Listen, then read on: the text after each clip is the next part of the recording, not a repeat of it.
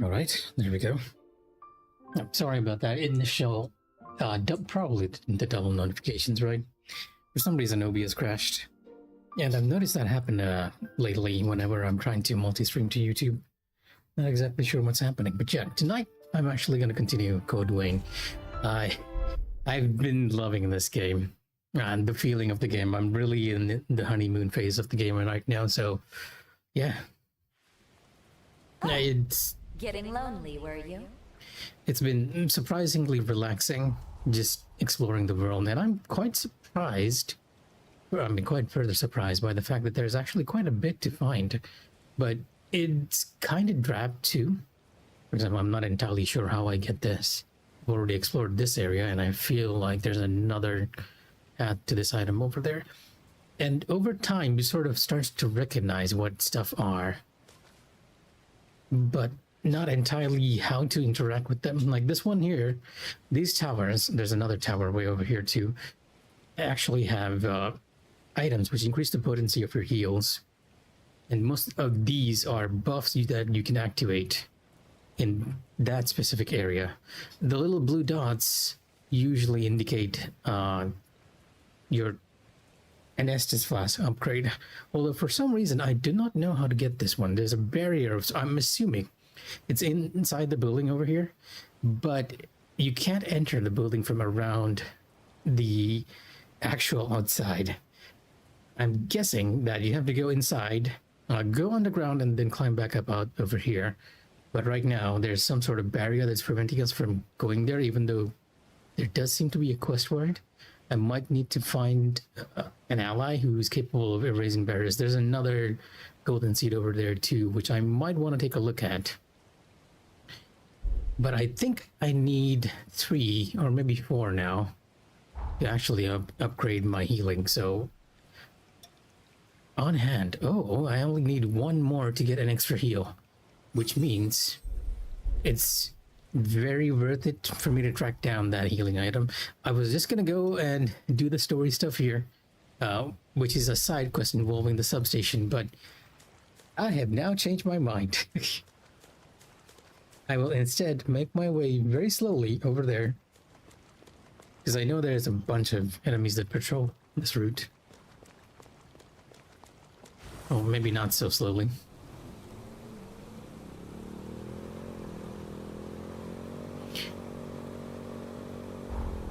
Yeah, this ought to be the place. And let's get off the bike. No, I'm good. I'm good.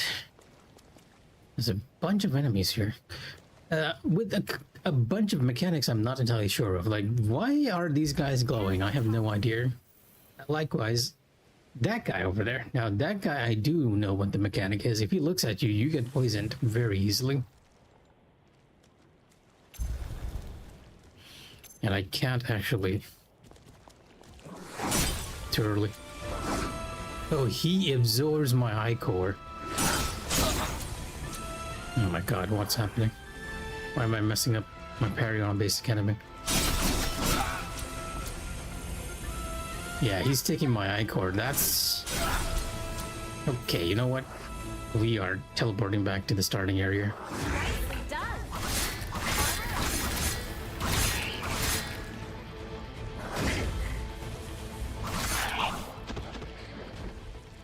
Just because I lost all that. Thankfully, it's like we're very close. It's surprisingly friendly in that sense. Oh, yeah, this is the patrol I was actually talking about. I aggroed one of them by the looks of it.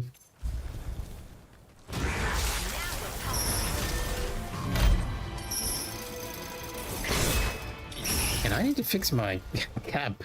I hate the fact that it clips through. My hair clips through the wizard hat. I mean, it's already clipping through the back of the cape, and my hand is clipping through the cape. That happens always when I sprint.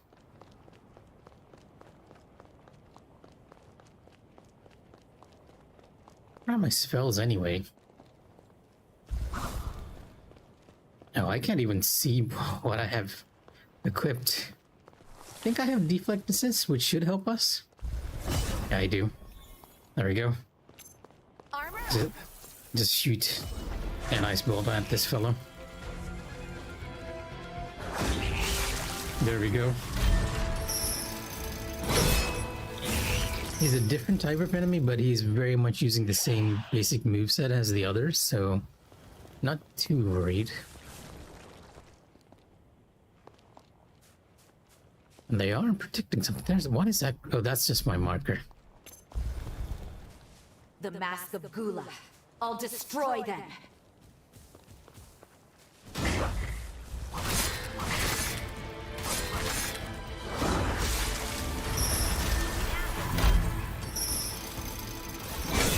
Okay, yes, I love the stinger animation. I'm gonna bring out Getting lonely. Jose here, just because I don't want to deal with that enemy. He is... The fact that they can poison you with that gaze, it makes them very annoying. I'm not entirely sure how to avoid that. That's the stuff.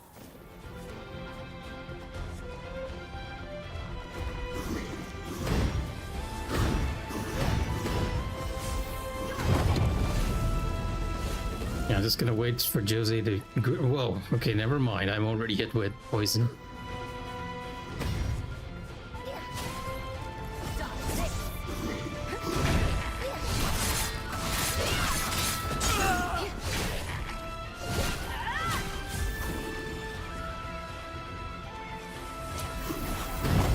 Whoa.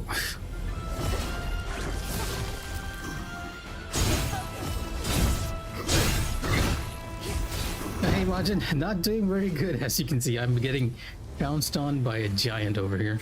Nope. Who, for some reason, can poison me just by looking at me. And so yes, happy weekend to you as well. How has your Neo experience been? On my end, I have actually been playing Code Vein, as you can very much see. I chose the anime souls over the Japanese souls. So how has your weekend been? Or rather week, I guess. Let's heal up.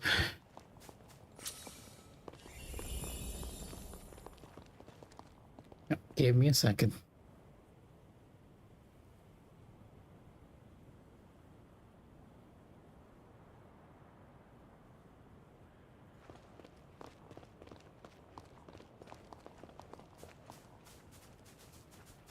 Yeah, it's been, well, I guess I wouldn't say entirely a relaxing weekend, but a generally relaxing weekend.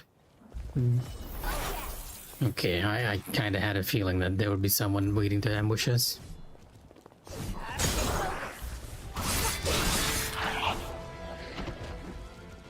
Like, whenever you see a strong enemy with their backs to you, that usually means someone's just waiting around nearby. Lucky us.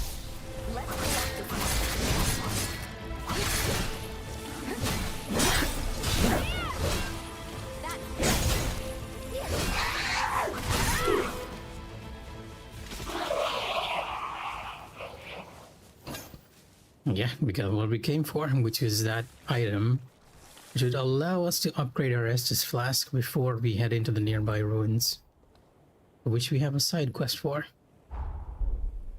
Surprisingly.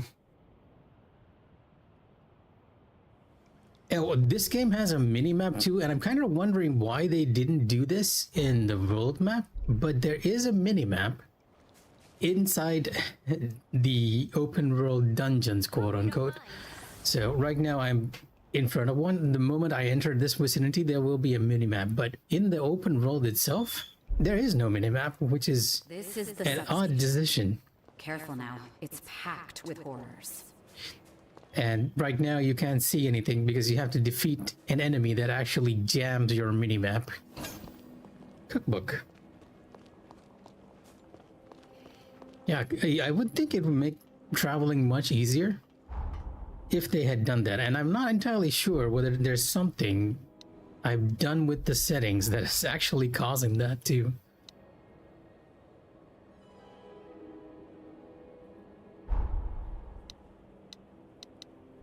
Armor up. Yep.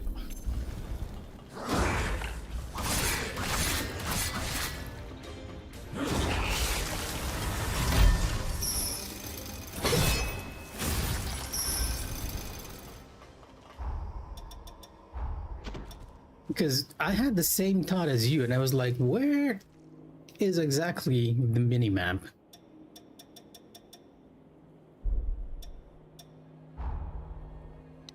But as you can see, the only mini map option is to disable rotation, and I usually have that switched off. So it was a very odd choice. But in hindsight, I guess they do give you the compass. Like when you're in the world map, you'll have a compass on top. So as long as you're tracking that, it's not too hard to not get lost. But yeah, I'm enjoying myself. It's been oddly a very pleasant Souls experience, which is something that I don't usually get to say, especially with Code Vein. Like Code Vein is, and from how I remember it, one of the most difficult games I played as a Souls-like. Ow. I remember the second boss in Code Vein 1. This giant butterfly lady who will poison you. Be just very frustrating to defeat. Like having the second boss of your campaign be someone who can poison you is a choice. Let's do this.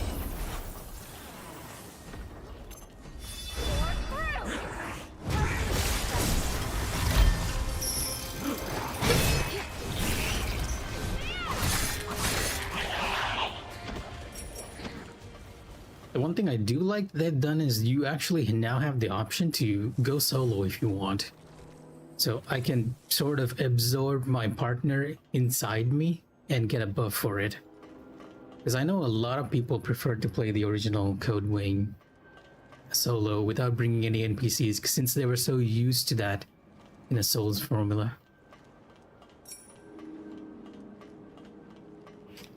It's nice that they actually acknowledge it and actually give you a buff when you're working solo.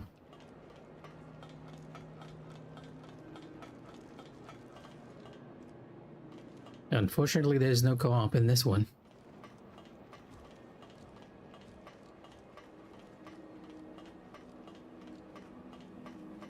No, that's electrified. We need to find a way to shut it down.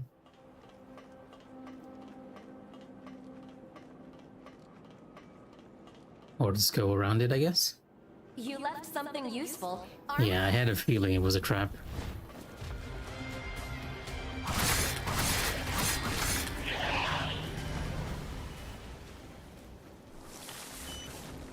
You don't find these every day. Umbral Shift. Is that a skill? It is a skill. Increases base defense. An evasive forma. Interesting. That might be worth using just to get the fastest dodge in this game. But I'll have to go outside and customize my weapon in order to use it. Nope. Right. Let me change this real quick. I have a feeling that these indicators are not entirely correct. Either that or I've been using my controllers for so long that they just don't hold charge for a while. I guess that makes more sense. It has been around 5 years. But I've noticed that even after getting that message, I can usually play for like 3 or so hours. So it feels like there's something wrong there. Is this a dead end?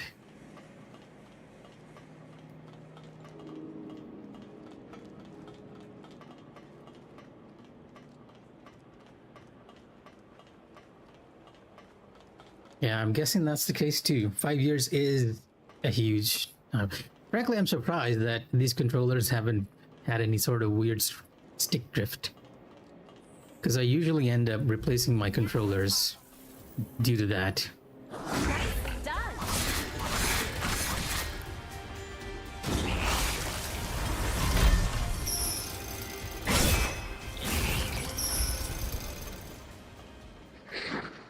But to be fair to myself, I haven't really been playing anything joystick intensive like a shooter. At least not on PlayStation 5. Is there another way into this base, or am I missing something?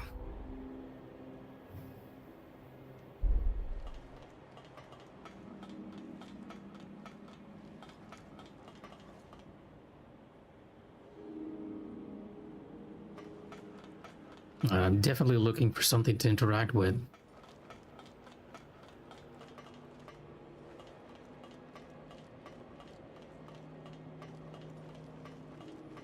You still have the controller from your box, Kevin.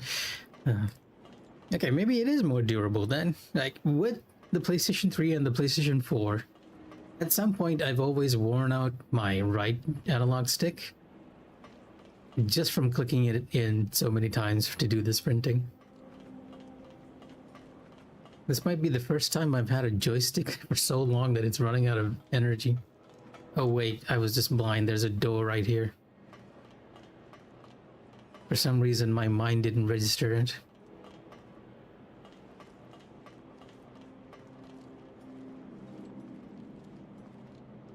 That's a lot of electricity.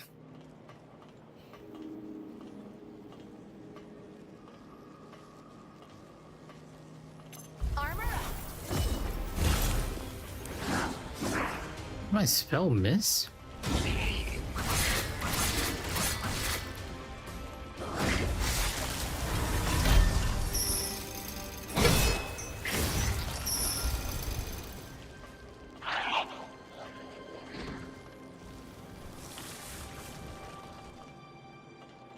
Yeah, that clipping on the hat, I really need to fix it.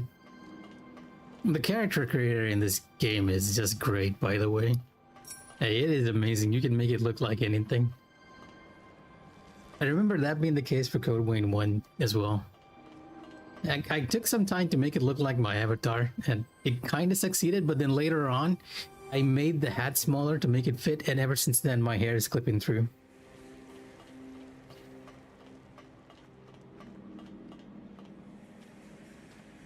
What? Oh, I see you. Now we're talking. What exactly are you trying to do? Why didn't you jump down? You would have a had. Yo, he's running towards me from behind. Is that it?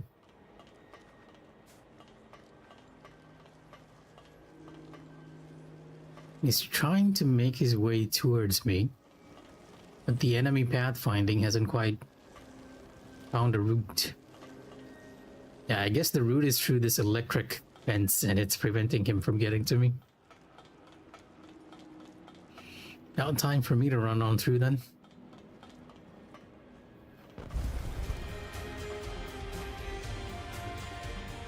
Armor up. I want to make sure there's no one else to ambush us before we go deal with him.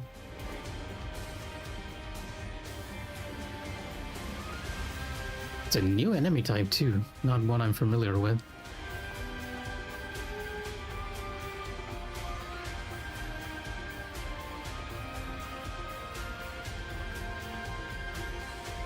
Oh, you actually noticed me? Okay.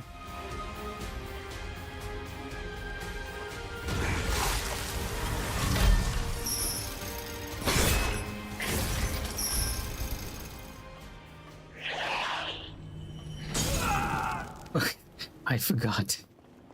You all explode.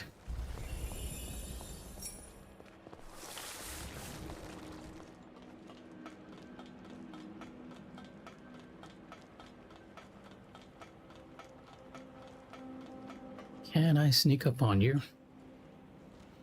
I still get the feeling there's another enemy here to ambush me, but maybe not. Find something? Now we're talking. He's floating off the platform.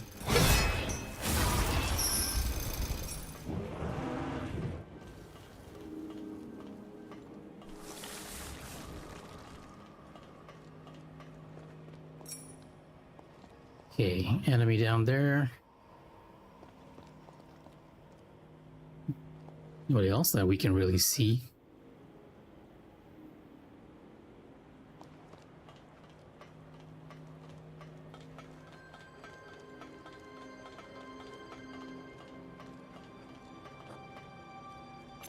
Armor up. Looking good.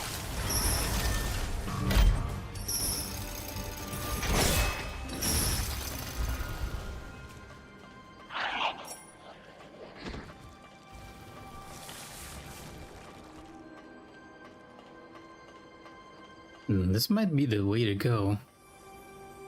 If so, I want to kind of check the rest of the area.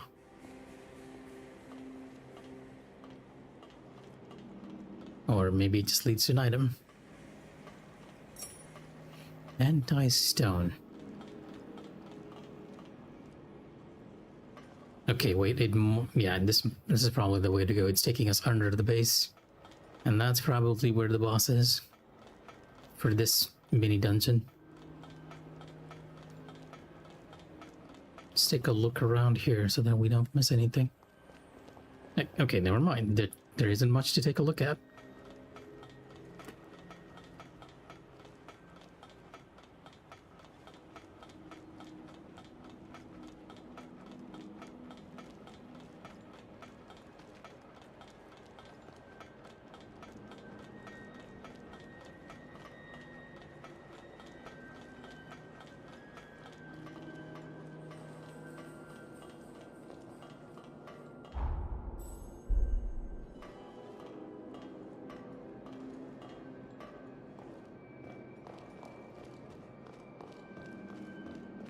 I have a lot of souls on me to be wandering around in a dungeon and probably face a boss next.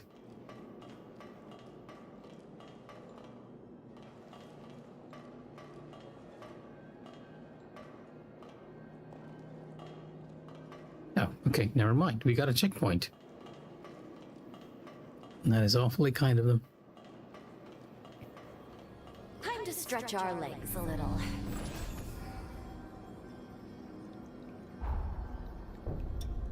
And use all our souls before we lose it. Let me also talk to Lou to see whether she has anything to say with the fact that we're partnering with Jose. Something the matter? That bridge is proof that the people of Magma's past lived. But it's not over. We have a story to start, so that theirs doesn't end. Something the matter? Hero Jose. To the substation with Jose. She said it was west of the base, along the rail line. Is that all you have to say? I'd wondered what Jose might be like in person. She's a lot more uninhibited than I'd imagined. To claim you as her betrothed like that. Not that it bothers me, of course. Playing into those anime tropes already, huh? Something the matter? We should head to the substation. Okay, yeah. If you have two pieces of dialogue about Jose. So, for just a quick recap of what's happening here, unlike in Code Vein 1, we are not a vampire. We are instead a vampire hunter.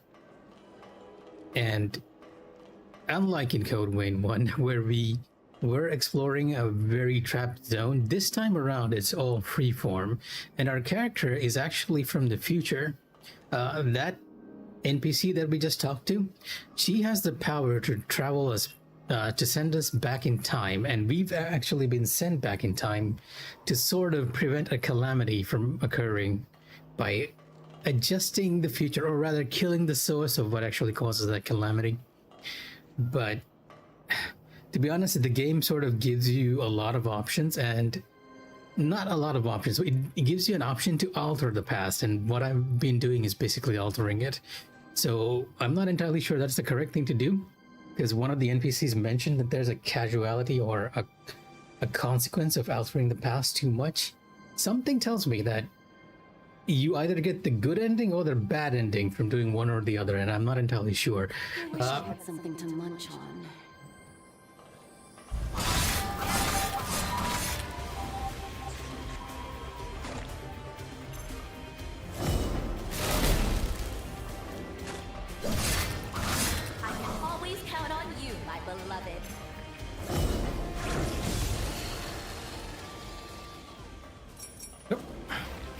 I am wearing a wizard hat for a very good reason.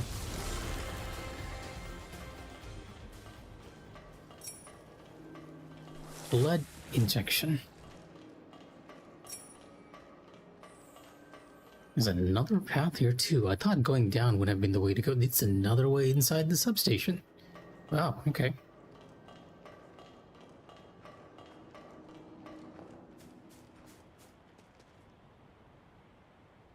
Yeah, it wasn't. There was another way inside the substation. Wow.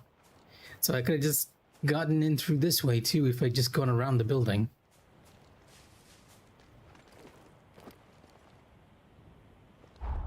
I guess they're giving you a quick shortcut out if you just wanted to go out from that checkpoint. Which is an odd design decision considering that you can't fast travel in this game from one checkpoint to the other.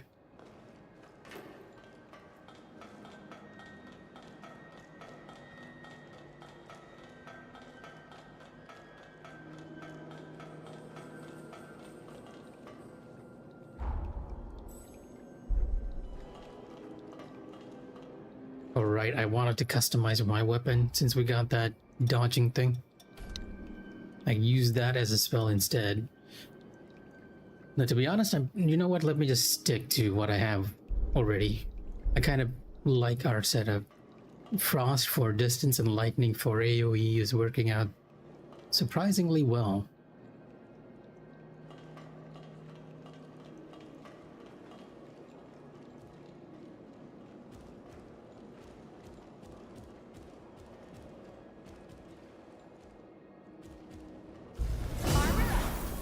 The mask of Gula. I'll destroy them.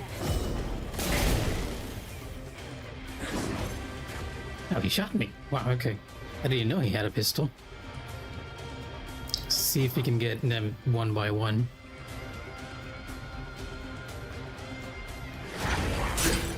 Or maybe not. You know what? Why not just bring out Jose here to help? Jose can distract one of them.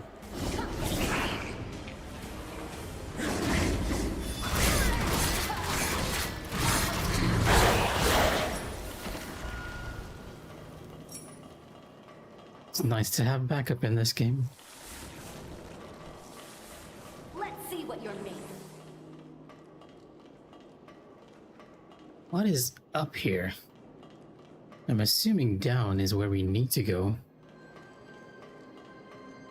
There's an item box here.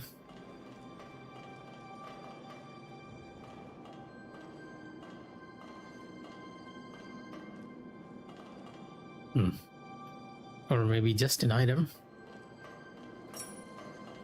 Lightning weapon salve.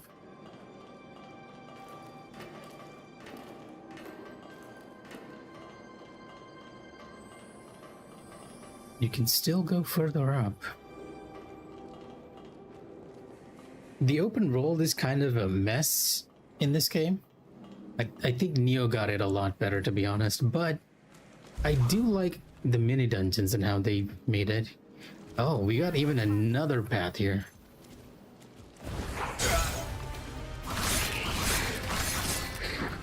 Explosion!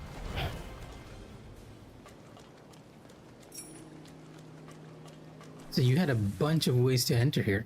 Oh, I can't believe I didn't notice this. This is where we started off in. That's what I was seeing, the box that we opened up from above.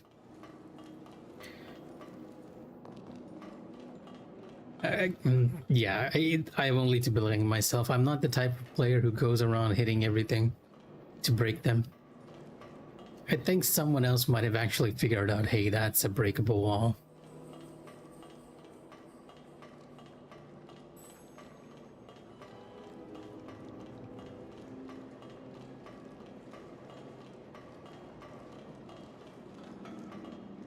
Two ways to go again. We already cleared out the enemies here, so we might as well take a look before we head the other way.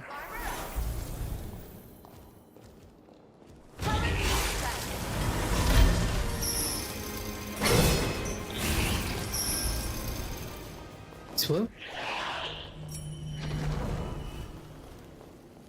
An upgrade item.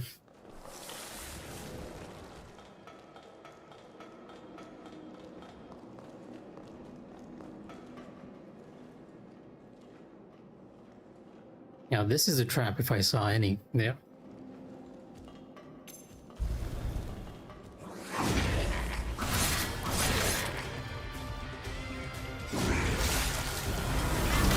clipped into the wall. Yeah, in terms of quality, I'd have to say Neo is probably the better one here.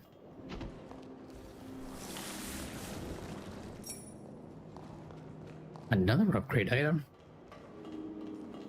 Something tells me the game wants me to upgrade my weapons before I proceed, but I kind of don't want to. Since we're still getting the blood codes in this game, the classes.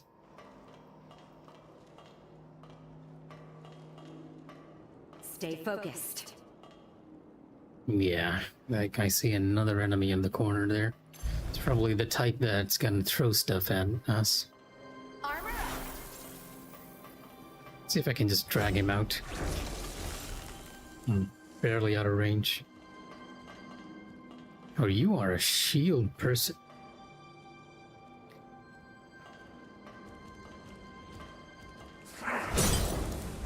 I need to be faster with these guys. I hardly even felt that. I say that, but then I'm not fast.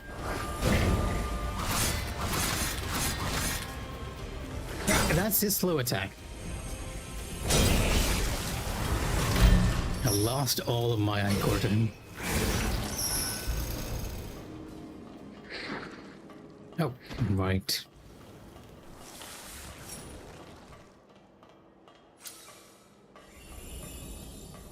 Those extra heals we picked up in the open roll is coming handy.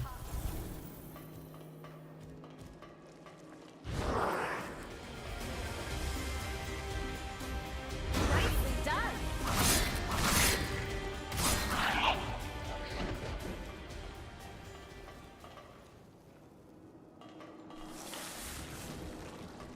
Now, I always get confused between the enemies that explode and heal.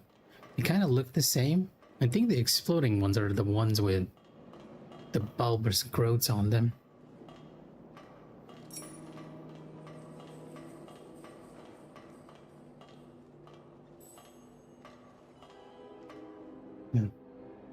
Oh, cutscene? They sure don't make it easy, do they? Say, mind if I ask, do you have any family? Forgive me, I didn't mean to pry. Don't feel obliged to answer. I just, I lost my mother and my twin sister, so sometimes I wonder about people. My mother was sacrificed for Idris's seal. She gave up her life to save our world. Noble, but still. In my bloodline, twins are deemed a bad omen. Our tradition requires parents to, choose between them. My mother refused because she was brave, and we were banished to the frontier as punishment. She was an incredibly strong woman, and loved us both equally. Not that it stopped Lise and I from being at each other's throats day in and day out, mind you. One day, we had a fight that estranged us for years. We didn't speak or see one another until I was stationed here. The Medigan hunt was a lead-up to the resealing. I thought it best to join up, and as it turned out, twins think alike. Lise had the same idea. She wanted to talk, but I couldn't swallow my pride. Then, on that fateful day, she was enveloped by the resurgence, trying to save me. I was convinced she resented me, that her desire to talk was just some ploy, but if I could do things over, But it's too late now. Sorry, I know I'm just prattling on now. But anyway, I just wanted you to know. Keep hold of the precious people in your life. Some mistakes are irreversible. We should get back. We wouldn't want the others to think the horrors got the best of us. Is that it? Did we just actually clear the area of enemies? I was expecting there to be a boss battle.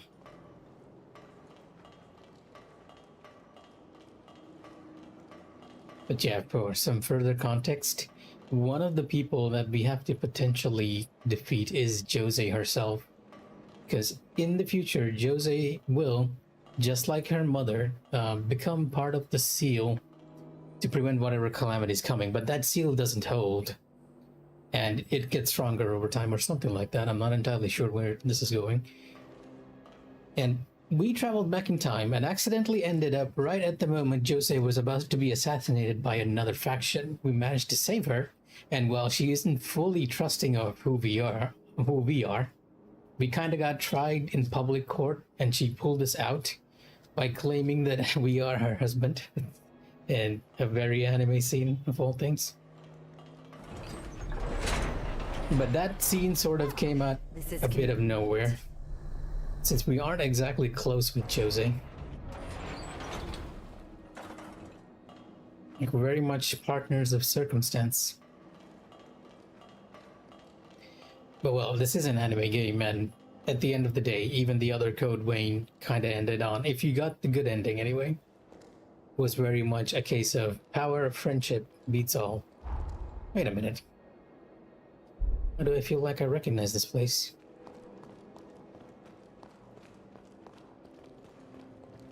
Oh, the map jammer is over here. Yeah, you need to kill this creature to actually see the map. Turbine control room. Ambrosia. I guess we took the long route to enter the substation.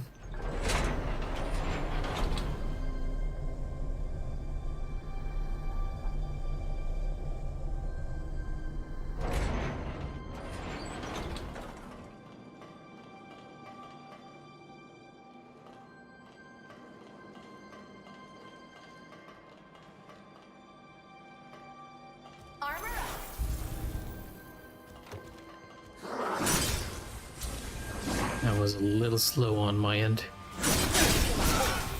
And once I lose my temper with things, I tend to make mistakes more and more.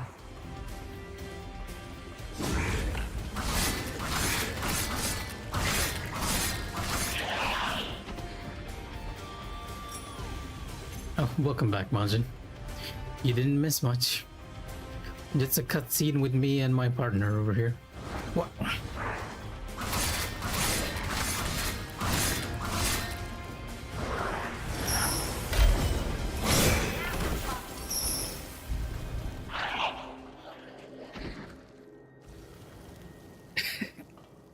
Sounds like the cat has taken a liking to you. I would love to have a cat, by the way. Unfortunately, my younger sibling is deadly afraid of cats. And my mother hates cats because it gets fur all over the place. So, not a sentiment shared in this family. Oh, I guess it was very at the start. I see you, guy behind that door. It's waiting for me to try and back attack that guy.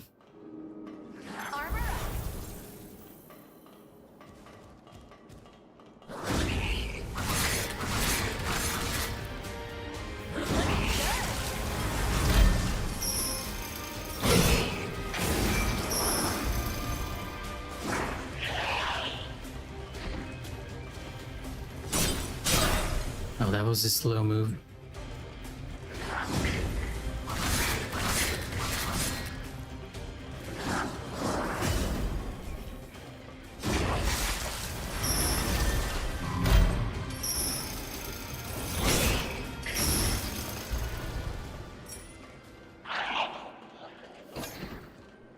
Bottled beer.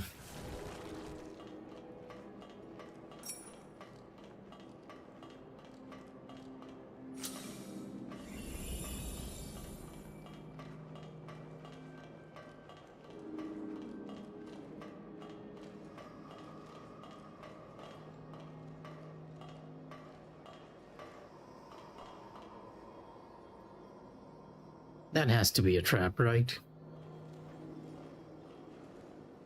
No. Oh, I guess it could have been a trap if that enemy there saw me.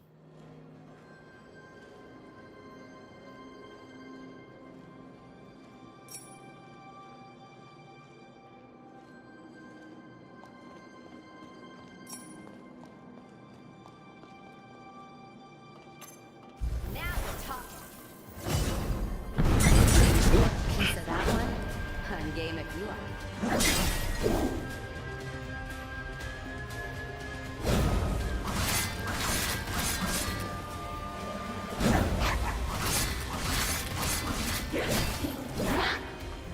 Is there still fight in you? Are you stuck? What? Oh, she actually glitched out there. It just stopped there for a moment and I was so confused as to what was happening. If you get back up. Oh no, I have not played Rise of the Ronin.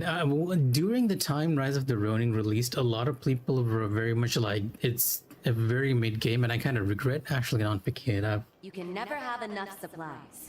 Grab anything. It's one of those games I'm like, you know what, if it's mid, there's probably some sort of fun to be had from it. I'll go back to it. It's good. Yeah. During release time mods, a lot of people were like that, but afterwards I had people who actually played it fully. They were like, it's good, actually, it's just not hitting above its weight class.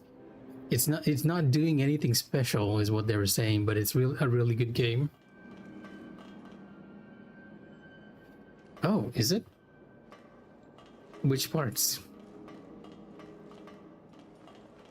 Don't tell me it's a hang glider.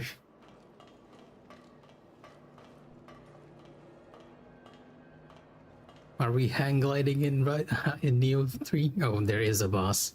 A missile. Want me to whip up something real quick?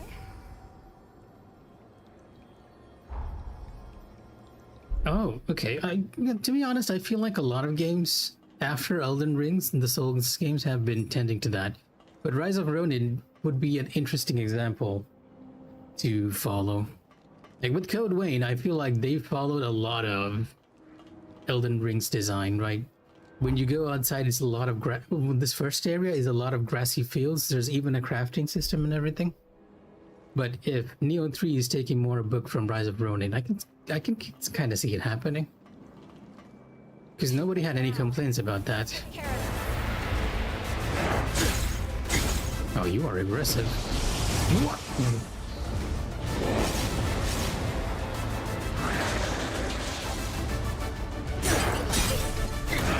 You're really aggressive. Okay, wow.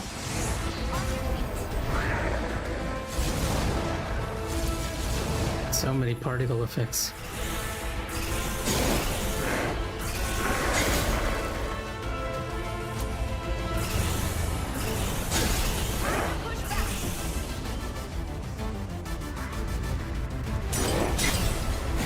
Yeah, I'm gonna die a bit just to get this parry time. Whoa.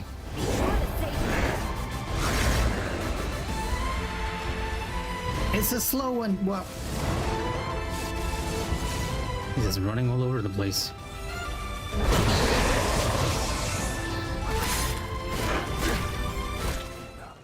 Yep. So I'm starting to realize that the audio might be a bit loud. Let me lower that ever so slightly. Welcome back to the world of the living. I could make this easier if I bring out Jose, but I kind of want to just learn this guy.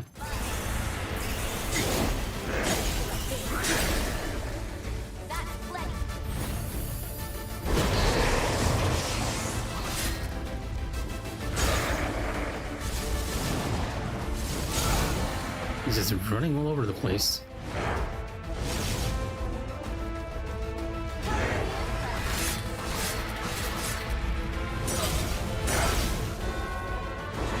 This might not be a good boss to try and learn to parry.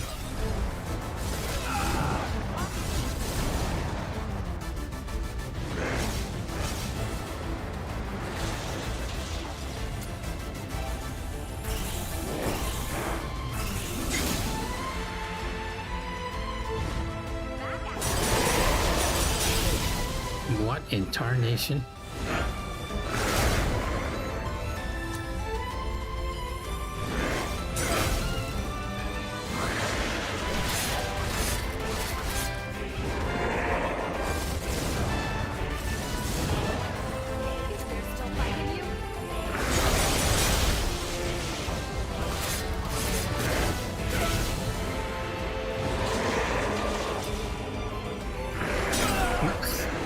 He just charged at me. Ow. Sort of wondering if I can parry that too.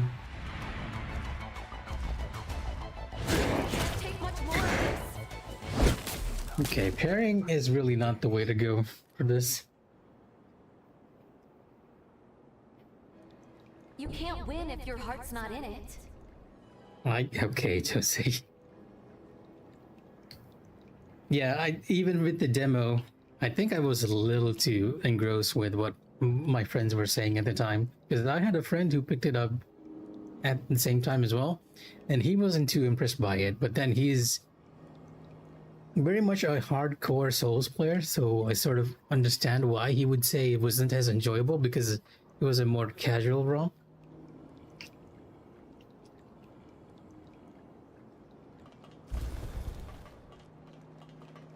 So yeah, I don't think parrying this guy is too good of an idea. Let me very quickly change some of my skills here.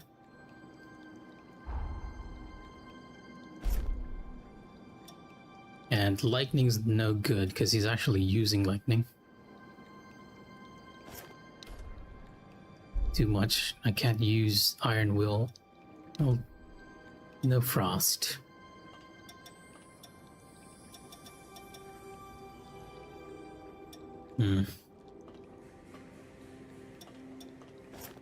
Yeah, let's just try the Venom Mark, see if we can poison this guy to death. Yeah, I wish a lot more demos kind of did that too. Like, instead of having you go through the same level all over again, just start from the point where you finish the demo. And I do believe that more games these days are actually doing that.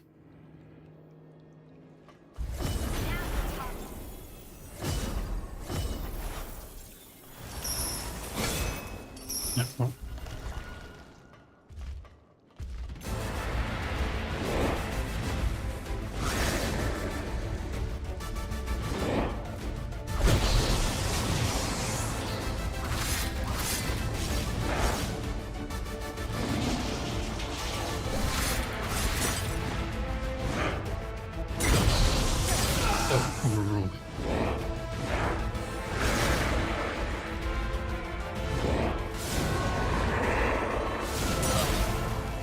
Get hit even by the lightning trail.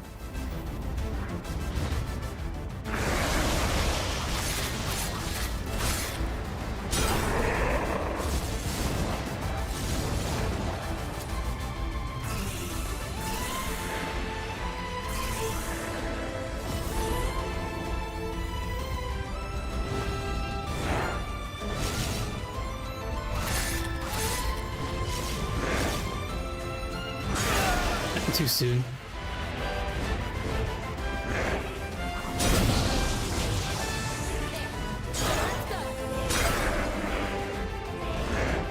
He has a slow attack as well.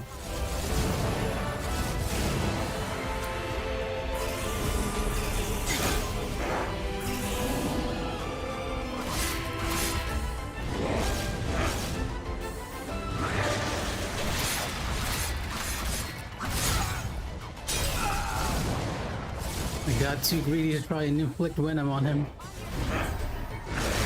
Surprisingly doing pretty good damage, that Venom.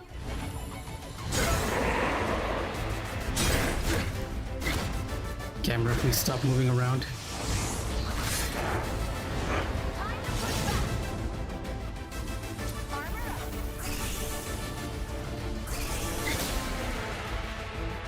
Out of healing.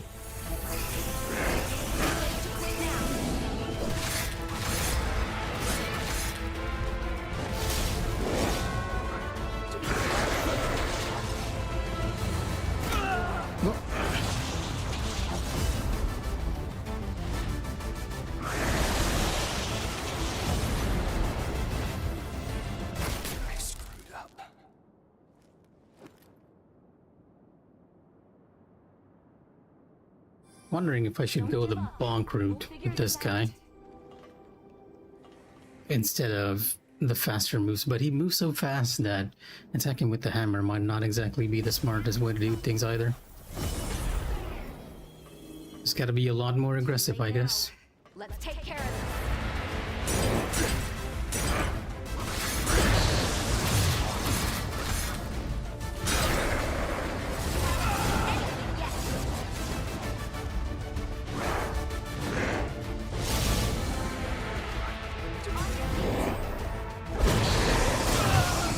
I walked right into that one.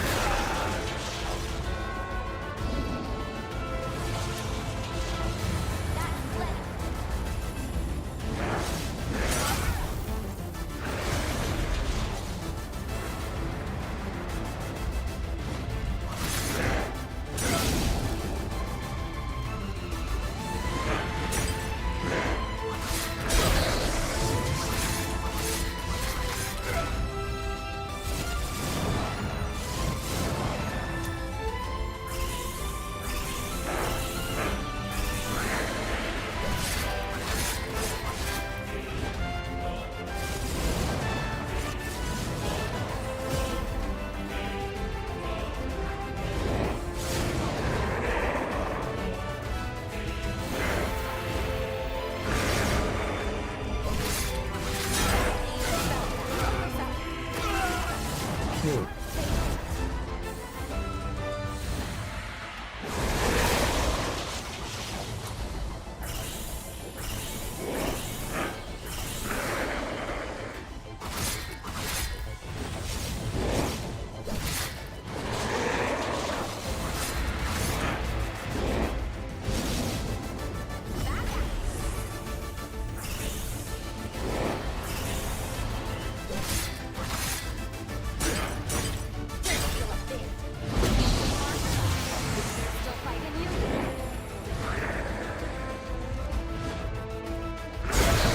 Baited. That was the other attack.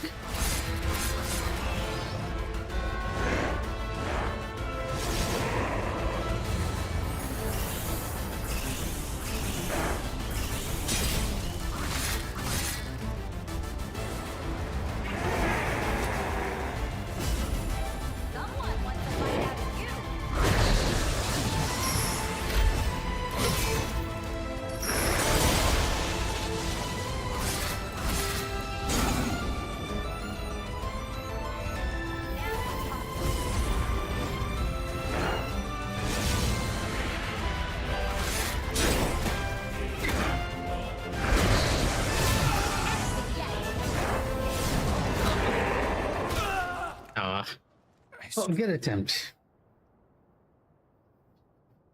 Getting there. I'll follow you to hell if that's what it takes. We tried with poison. Let me try with fire instead. Poison is doing pretty decent damage, all things considered, but I want to check out fire too.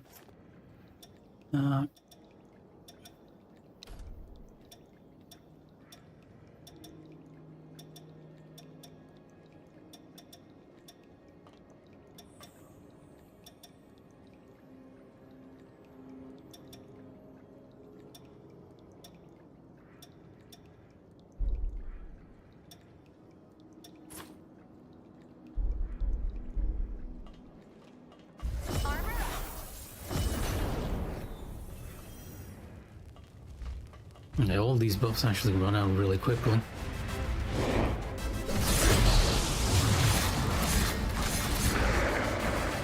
Oh, is he immune to fire? Or is this fire resulting in an increase in damage without a dot effect?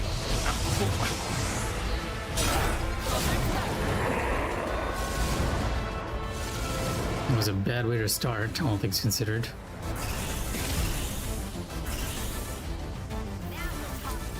Yeah, I already lost half of my health with regeneratives.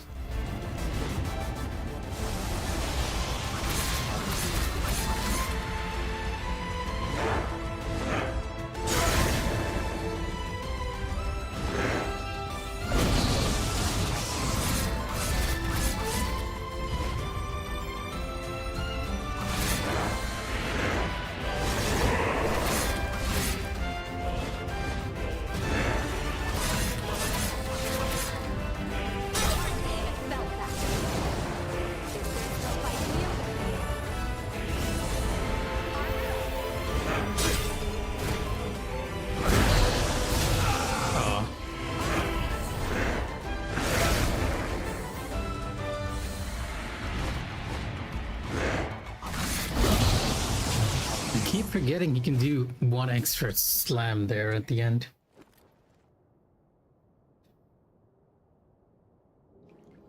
Fire or poison?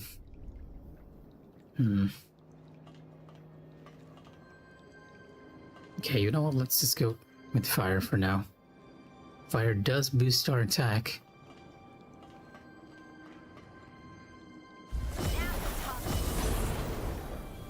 Too late now.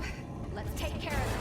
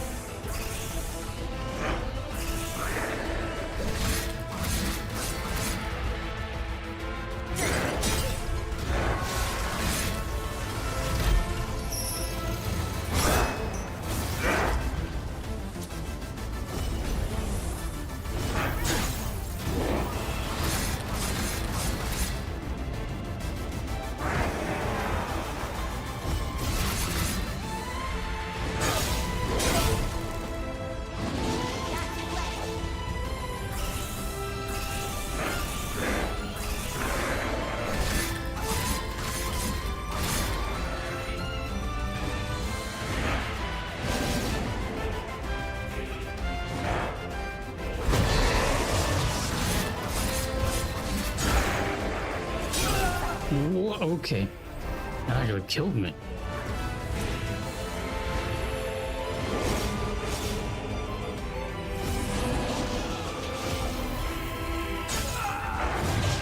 Camera, please.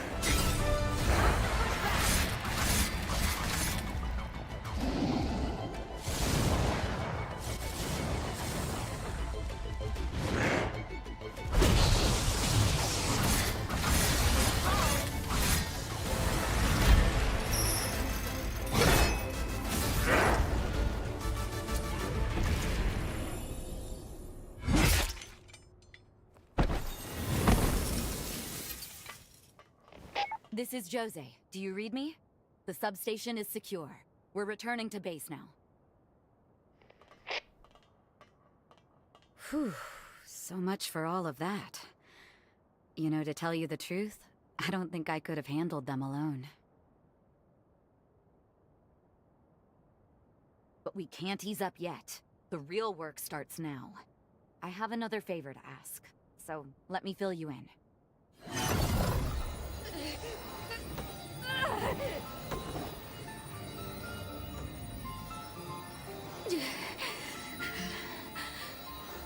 The gaps are getting shorter. Damn. The Gula bloodline is no damn bargain. Every once in a while, my powers go rogue and I lose all control. It's terrible. Like that day. The Medigan mass was as good as done. One blow would have finished the job. But at the worst imaginable moment, this eye had other ideas.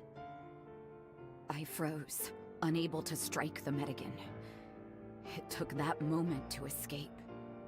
The Medigan detonated itself at the heart of the city, triggering a resurgence. Just as the shockwave was about to consume me, Lise appeared. She took the brunt of the blast in my place. When I came to, the city was underwater, and my former comrades, they had become horrors, changed beyond all recognition. I don't know how long I can keep suppressing it. But I do know this. As long as I have 2 legs to walk and 2 arms to fight, I will give everything I have to keep the city's hopes alive. Wipe that worried look off your face, will you? Honestly, I'll be fine. After all, my true love won't let anything happen to me, right? Shall we return to base? I'd like to discuss what comes next.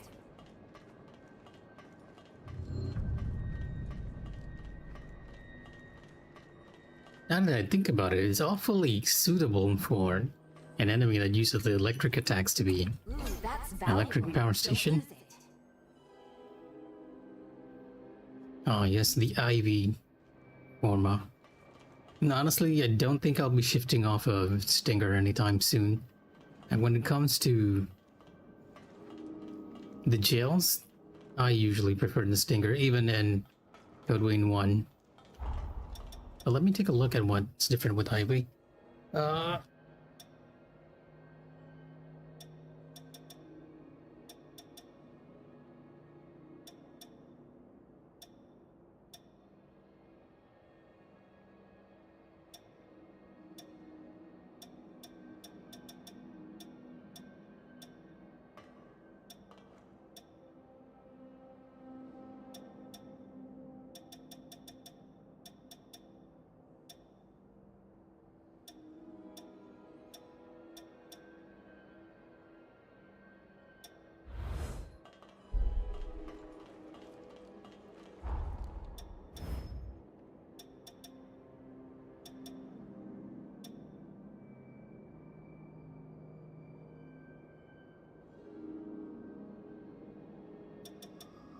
You know, I had Jose's bloodline equipped for quite a while.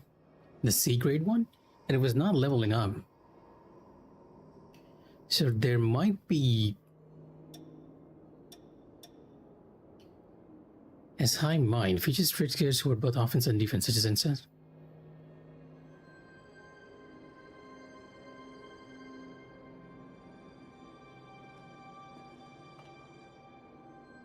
Oh, so Lou actually has Idris's bloodline.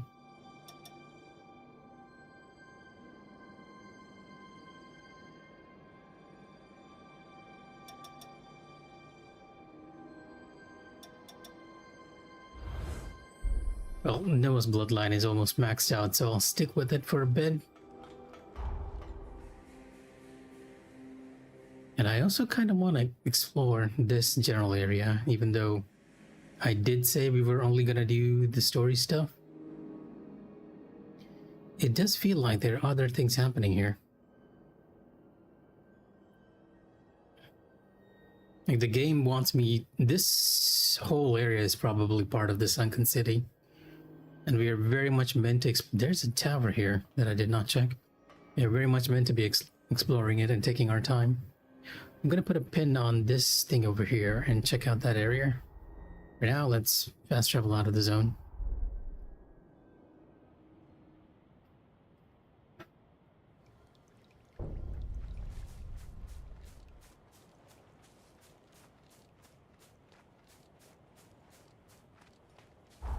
Still very surprised that there was more than one way to enter the substation.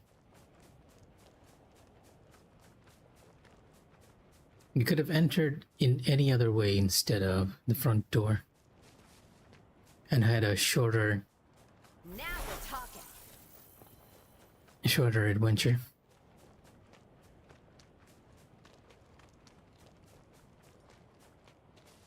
Alright, what did I trigger? Why am I losing stamina?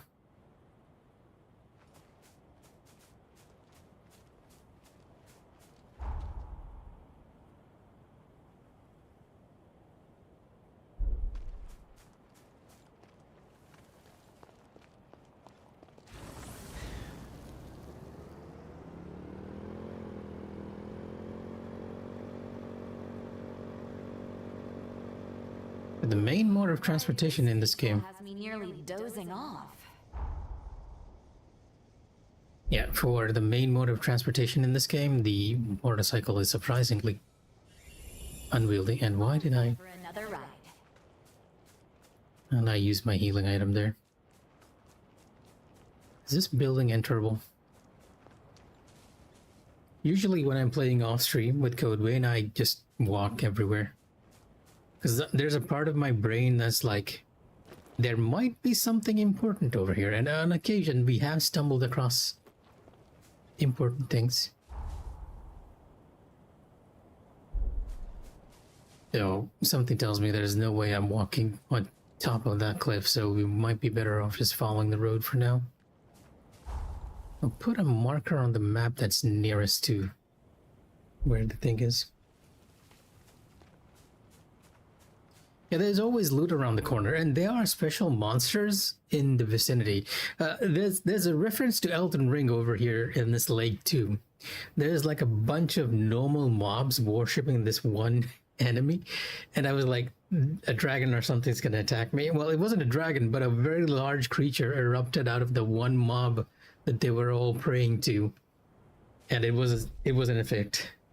Yeah, that one group in the Elden Ring Lake, the one that you meet on very early on, they mimicked it 1-to-1 there. The only exception is that it was a large gorilla and not a dragon.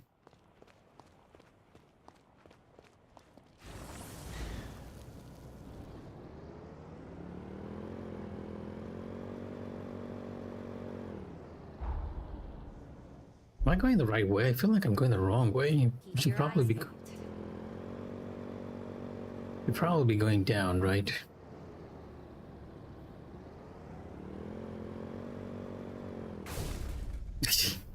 Undead forest. The bike actually takes damage. I think that might be the first time I've actually taken a hit on the bike. Oh, okay. The game doesn't want me to go in there. I thought there was just a fog wall that I could pass through on foot. But that's an entirely different area, so we are not heading there. Never mind. I will instead probably explore here and try to enter here. I take a better look at this area, which we went to before to get this. There does seem to be a few buildings we can run through. Nicer not being cooped up.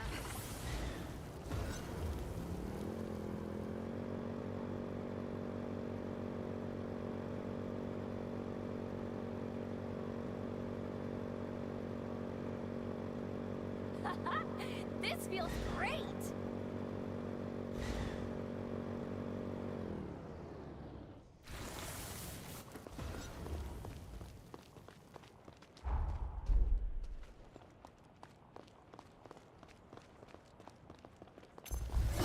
That's the stuff! Oh yeah!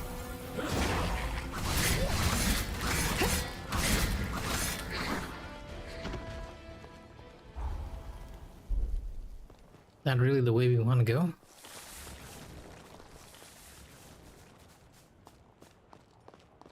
Yeah, even just running around the world very much reminds me of Elden Ring, the starting area, with the greenery and all.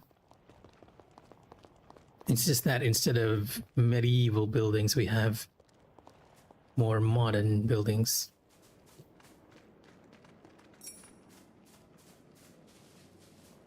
The mask of demons. I'll destroy them.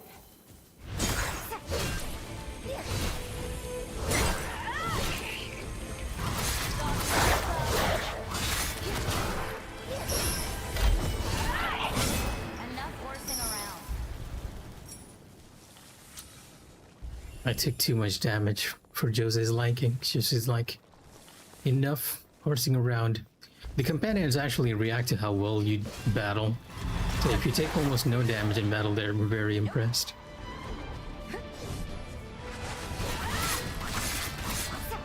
Haven't had enough? Who's the real glutton?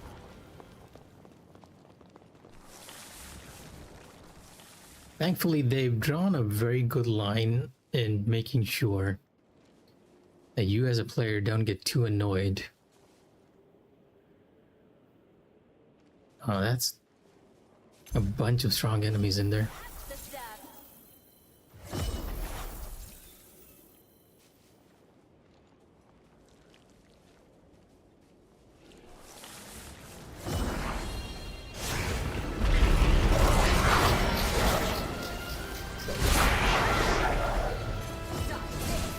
Get ready. They're coming.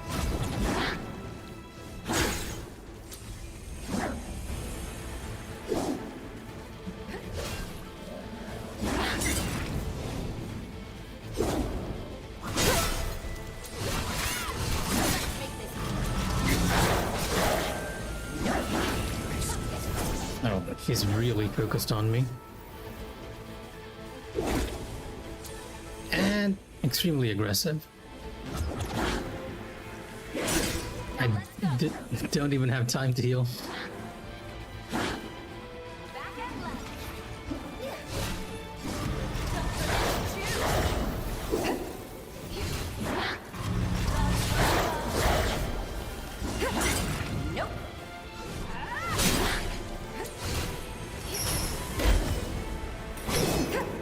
Oh, I missed.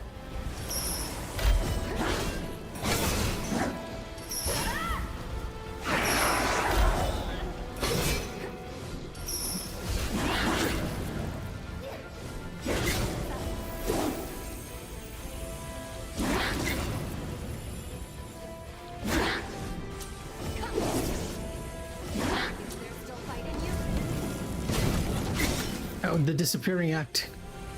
She's actually healed herself back up.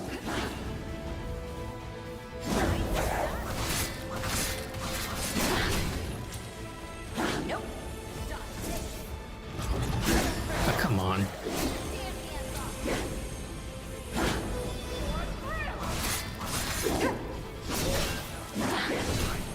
Yeah, this is one enemy it might be better for me to actually dodge into rather than away.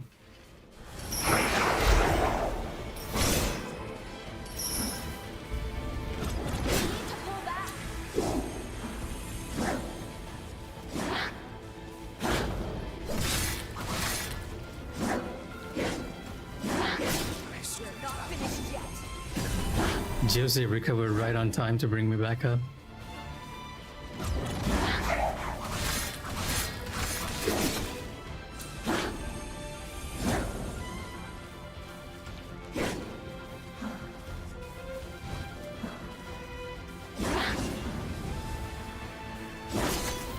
Oh, wow. Okay, he actually died. Yeah, that enemy is difficult. Parrying in general is... For a while. How do you feel?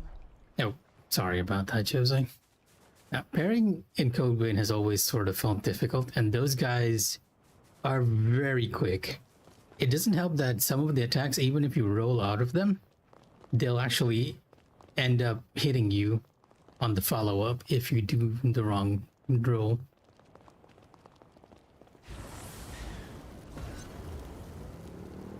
But I'm still wondering what they're hiding inside that building, so we're going back. Find something? And usually Jose says that when there's an item around.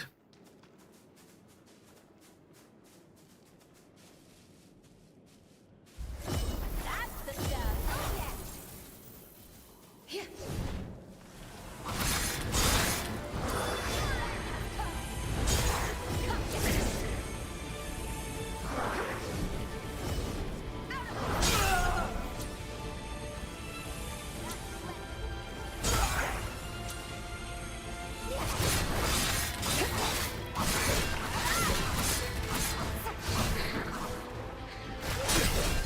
Oh, right, there's even more.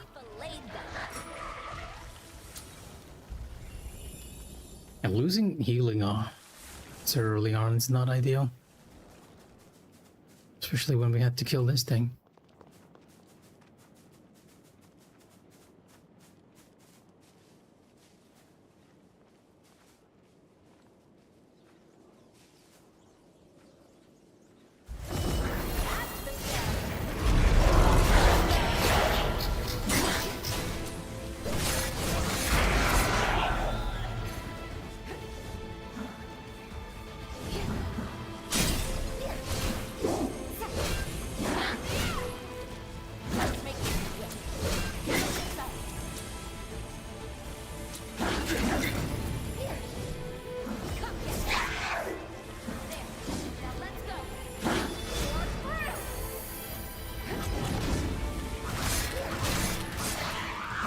Oh, what? Okay.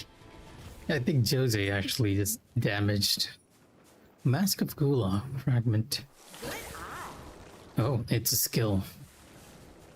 A poise skill, I think. No wonder they were guarding it. Guard defense against physical attacks. Makes sense that someone who hits so many times would be protecting that one skill. There's a part of me that just wants to get rid of the parry buckler and go for the guard shields instead. I remember that being a thing in Code Vein 1 as well. It was a lot easier to just block stuff as opposed to parrying them. Because enemies in this game, they attack real quick, and some of their tells are very... almost the same between them. Hope you don't mind. Should I go down this way? There is a building here. That is a bit more highlighted than the rest. Oh, right. It's this building. It's where we got the item from.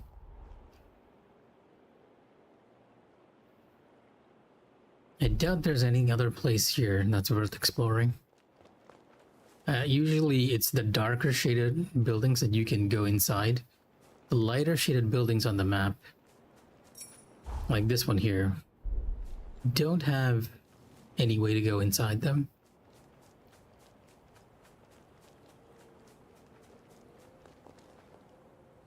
That does seem to be the case. Okay, I'm gonna teleport back here, but I'm gonna place a marker to here because I want to check out what this is. It is another mini dungeon, more likely.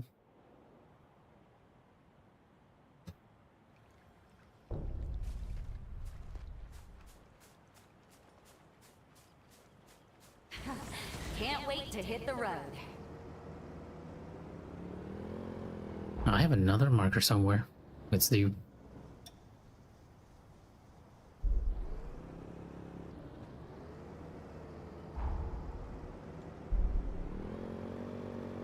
Armor up. Don't let a single one escape.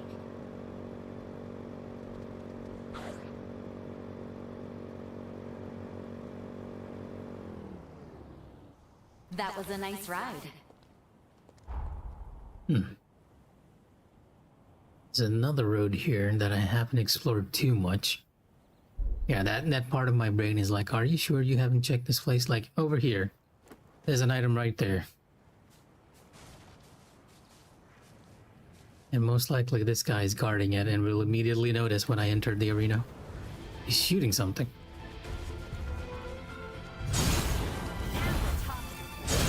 Oh, are you too heavy for me to carry you?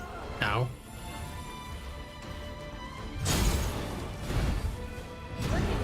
No, you are not too heavy. Just missing the timing on it. You're not even strong, all things considered.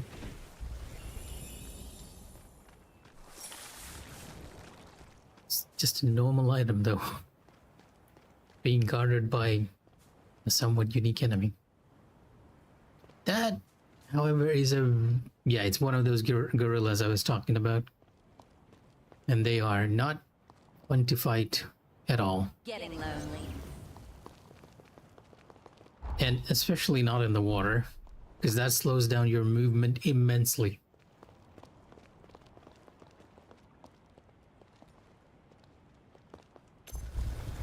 Oh yeah. That's the stuff. Or maybe it's not deep enough to slow me down, this water. You are not moving for some reason, though.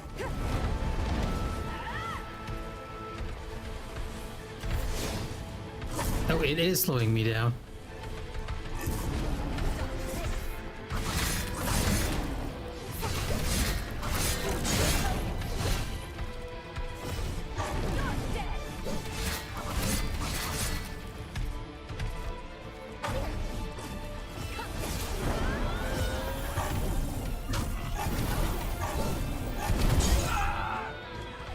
Oh, that hit both of us. Oh, I hate that move. That is one of those moves where I'm not sure what I should be doing. Now that I think about it, I should probably just be jumping. Ah, well, okay. Over that. Is there still fight in you?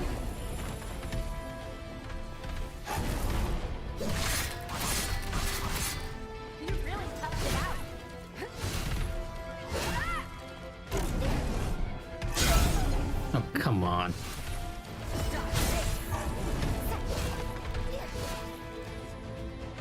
Oh, I ran out of healing.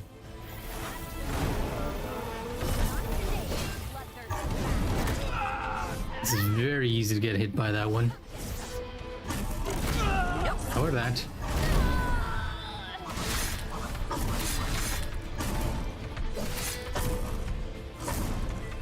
And as you can see, fighting large monsters, the camera isn't exactly very helpful either. There's another enemy right there too.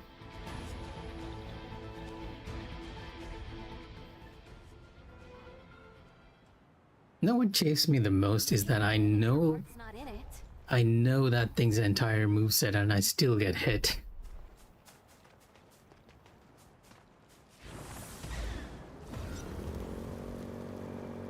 Nope. Don't forget I'm back here. Right. I was trying to avoid the mobs. That's why I took this road. There's a bunch of creatures there too, and an item. There's an enemy over there too.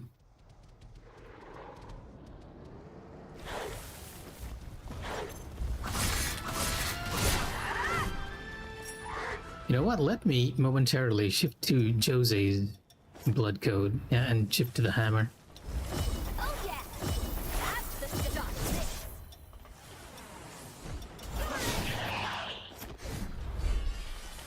Go the strength route for a bit. The nice thing about the heavier weapons is that they can just pretty much stun lock enemies here. And you don't really have to worry too much about dodging away. But on larger enemies, I notice it's a bit of a detriment because the animation lock on this thing is very high. Sometimes you'd still be stuck in your animation and you can't even roll out. And the enemy's attack pattern is fast enough to hit you. You have to be very selective on when to use this. We can take a breather here.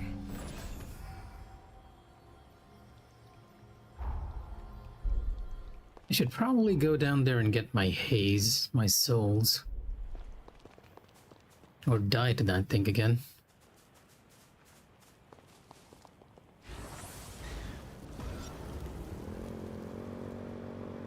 At least we're nearby this time, and not too far. I wish I had something to munch on. There's an enemy here too. Which might be better to get rid of.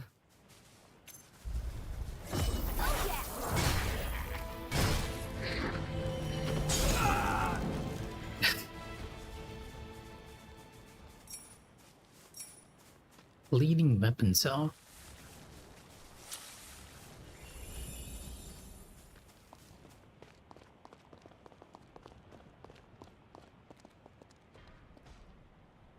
I'm just realizing that something is growing out of its head and it's slamming its head against the ground for that exact reason.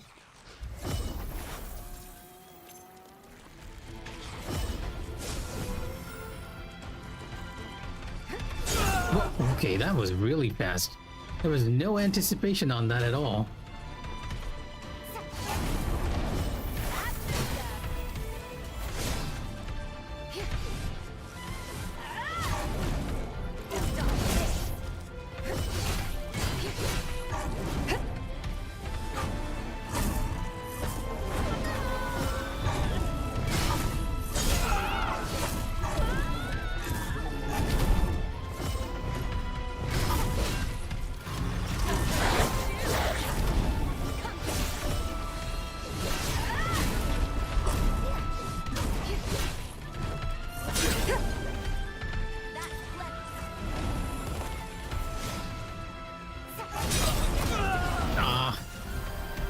That one move that I'm always getting hit by.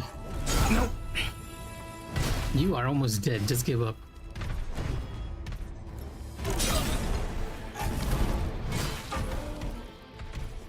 Sorry for keeping you. What exactly are you guarding here anyway? Usually, when there's a strong enemy, it's protecting something. And that's not even one of the worst strong enemy in the world map. There's a robot that's a round robot with a cat inside it that shoots lasers. That is the worst one because I have no idea how to damage that one.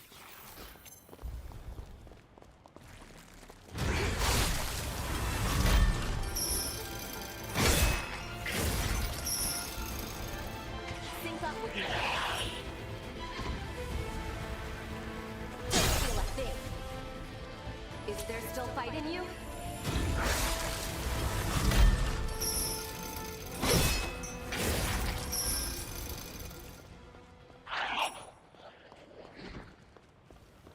Armor up.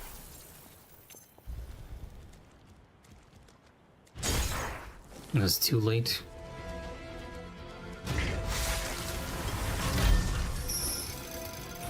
Together we're unstoppable. Pushing on is risky. No shame in falling back. Yep. We will do that as soon as we check out what's inside this tunnel. Whatever that thing was protecting, it has to be important. What are you? You are not an enemy I'm familiar with.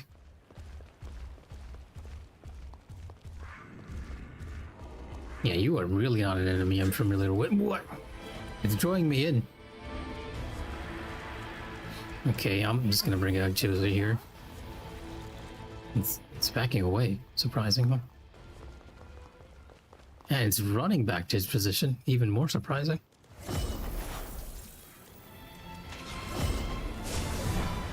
But very weak to fire, apparently.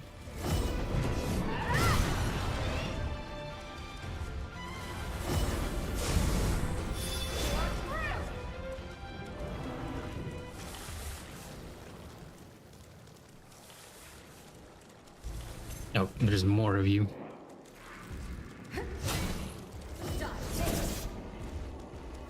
I was waiting for it to do something, but it's just jumping away.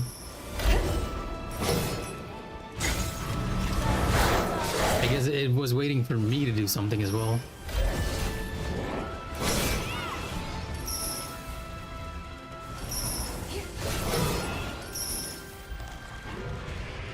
They both had the same idea.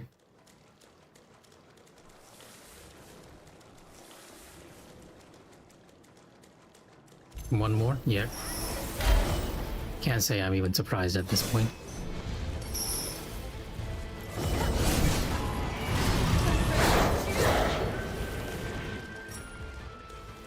Decayed Revenant, it's dropping the same items as the normal enemies, the smaller ones. But it was protecting a weapon upgrade item, so it was worth coming down here. Let's see what you're made of.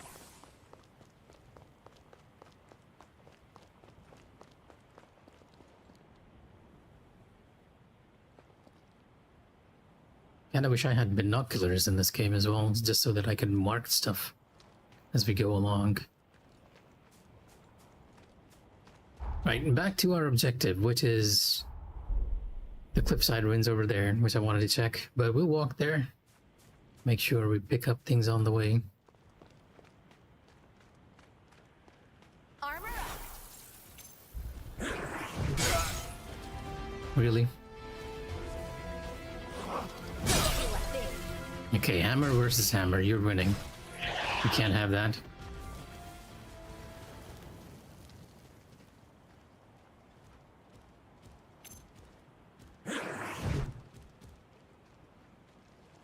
They're very slow. You missed? Oh, we both missed. You went right through me. I don't even know what happened. Oh, we're at that little park with this guy. Okay, I guess there really isn't anything here to find. It's just fast travel.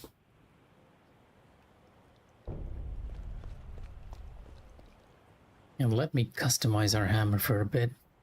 Give it a few more skills.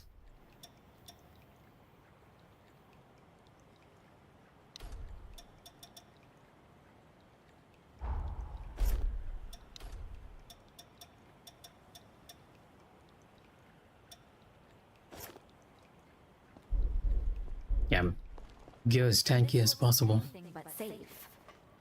Are we heading in anyway? Well, that's the idea, Jose. If there's a dungeon, we're exploring it.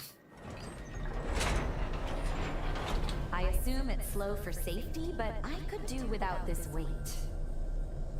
Almost feels like the game is commenting on itself. It's slow because it's loading you into the dungeon. The open world dungeon.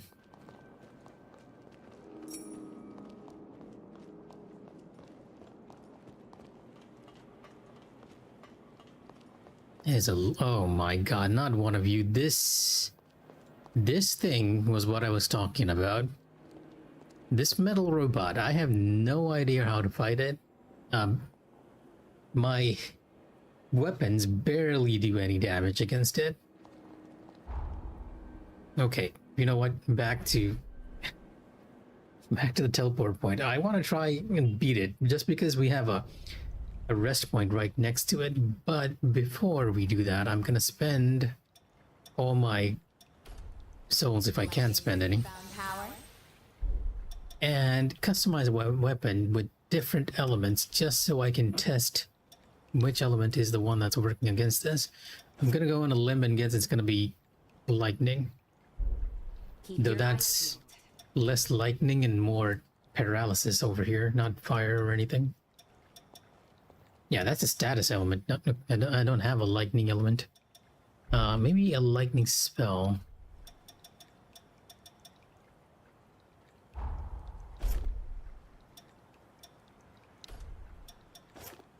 A bunch of lightning spells.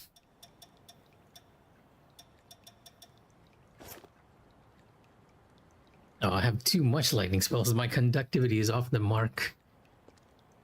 Yeah, they don't want you being too overpowered with your skills, so they have a bunch of numbers that sort of determine how, what type of abilities you can equip. In this case, because I have all lightning spells, my conductivity is way above my build level, so I can't use it. I need to replace numbing mark with something else. Air blast. Okay, let's just go with the shield spell for now. Best stay alert.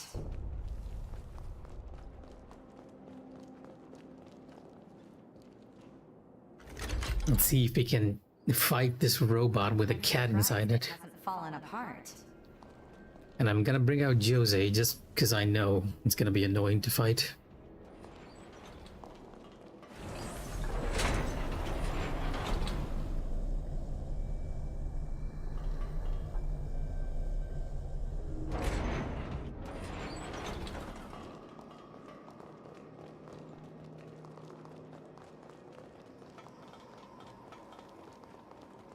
It is nice of the game to give us this arena though, right next to the boss, so that we can actually figure out how to damage this thing, because I have no idea how to do it. I'm assuming... Wait... Oh, what?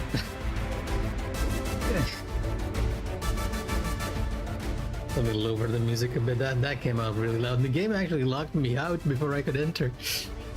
Kind of funny.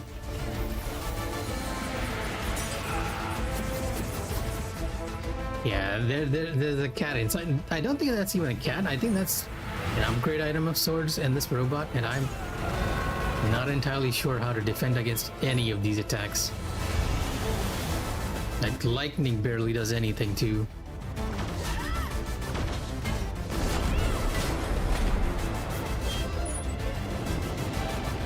There has to be some sort of trick to this.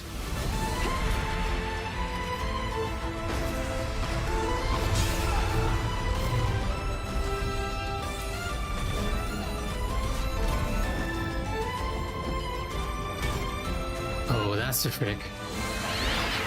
I should be attacking him when it's open, of course.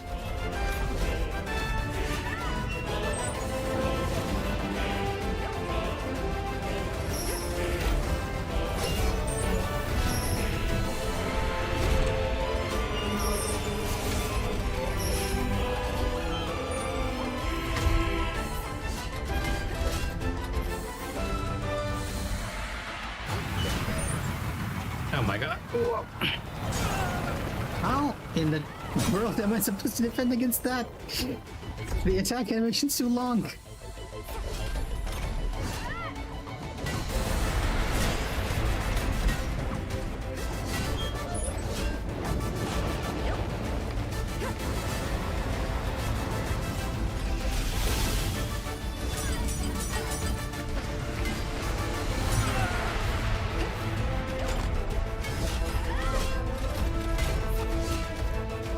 It almost looks like it's broken slightly.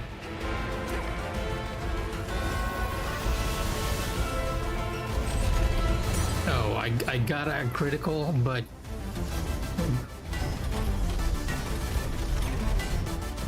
just bonking it on with the hammer.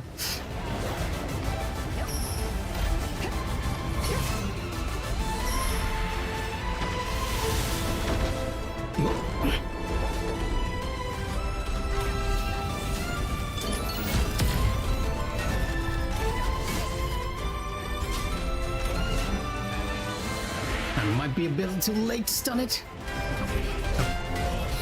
Oh, the hammer is just making quick work of this. Wow.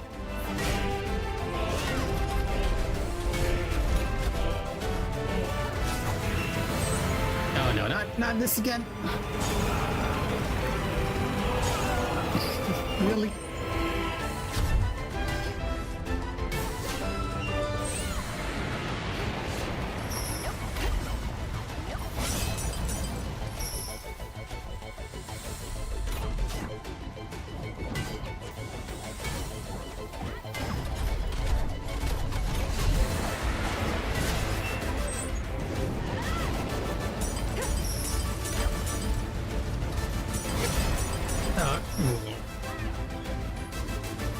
No. I went after Jose this time.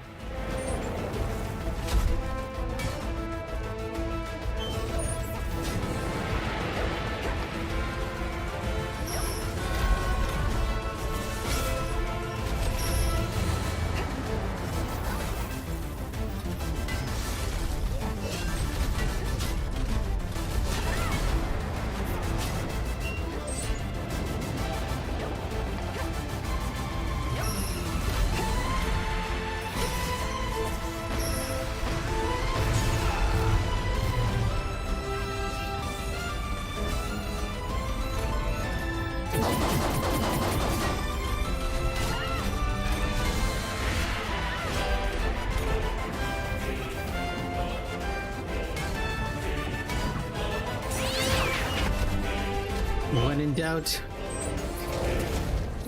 use the hammer. Wow, we actually managed to get it on our first try too. Oh, hey, Calyx. Oh, sorry. I was so caught up in that feature. That thing has been hounding me all throughout the map, you see. I have found that in other areas, and I had no idea how to beat it until now. And all I had to do was just hit the cat in the middle with my hammer. It was that simple. But yes, I did enjoy the PlayStation State of Play. I guess you're calling it a direct now. But yeah. I wasn't intending to stay up to watch it, but somehow, cement mixer on the corner from our house had other ideas, and that cement mixer didn't even sound like it was mixing cement. It sounded like it was mixing two pieces of metal and grating it together. So unfortunately, I was forced awake and I couldn't sleep. You don't mind. And in the end, I was like, you know what, let's just watch the State of Play. I might not be as excited for the same things as everyone else. The one thing, and I generally had my heart skip a beat when they mentioned Legacy of Kain. Unfortunately, the big reveal was that it's a remaster of Defiance, but we are getting another Legacy of Kain game, a 2D side-scrolling one, so I'm pretty excited for that. MGS4 finally being removed from the jail that is the PlayStation 3 is also great. And we might actually have it working with smoother frame rates. Here's hoping Konami doesn't bomb that one. Castlevania. Off here. also coming back is great. And it's also great that they gave it to the Dead Cells guys and the Prince of Persia Rogue guys, and they both those games are exceptional in side scrolling. Like, it's not a Metroidvania per se, but how it functions in that 2D game direction, it works really, really well. So I am really happy they got it. Other than that, the one thing I haven't picked up is probably the 2D God of War game. I was gonna buy it, but then I was like, you know what? I still have Code Vein, I still have Where Winds Meet, and a lot of other things. I'll get it, but not right now. There was also the Tenchu game, Yako Ops, I think. Yako Shinobi Ops, that's what it was called, I believe. And finally, John Wick. I'm not as excited for that one, but yeah, I'm really just coming back. Konami finally doing stuff post Kojima. Yes, ever since they released that Octopus game, there has been a weird change in Konami direction, and we are kind of seeing it happen in real time.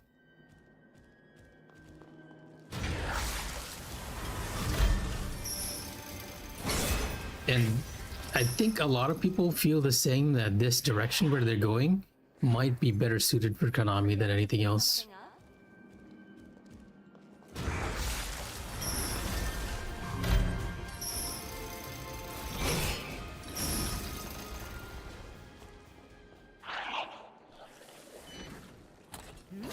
Nice find.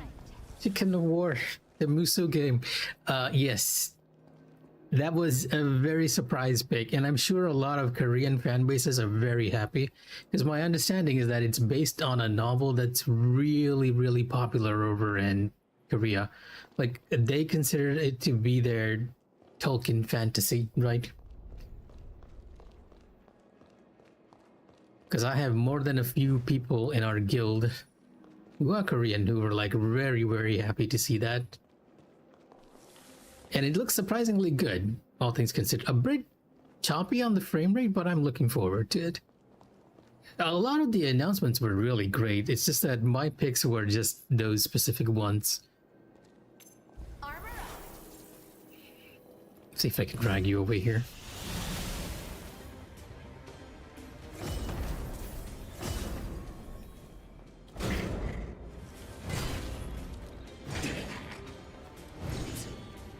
Really?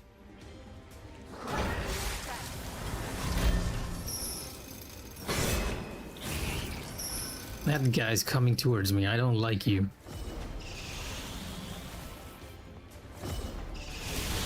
You're gonna poison me. Yeah, I don't like you. Just get away. Yeah, somehow Codewind had the bright idea to make an enemy that actually inflicts a status effect on you just by looking at you. I have no idea how they intend for us to deal with these guys without being hit at all.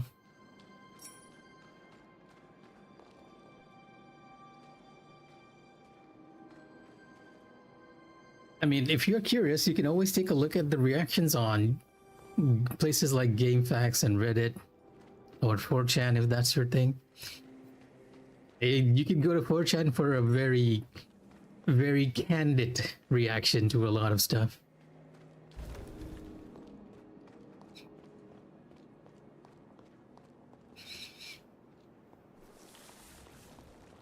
Oh yeah, and I also had this moment where the Konami Direct, well, I'm calling it the Konami Direct now, when the Konami section actually ended up with that new RPG, Rev Noir. And the way they framed it, I genuinely thought for a second that the Konami part had ended and they were showing us a glimpse of Kingdom Hearts 4. Like I was about to do the Leonardo meme, and then I had to retract my finger. I was debated fully. All things considered, it was a good show. And yes, Magic being in Tokon, I wasn't gonna get it, but after I saw that Magic design, I'm like, Maybe I should pick it up, but I usually never commit to fighting games because it takes so long to get good at them. Like the last fighting game I picked up was Grand Blue Fantasy versus. Now we're talking.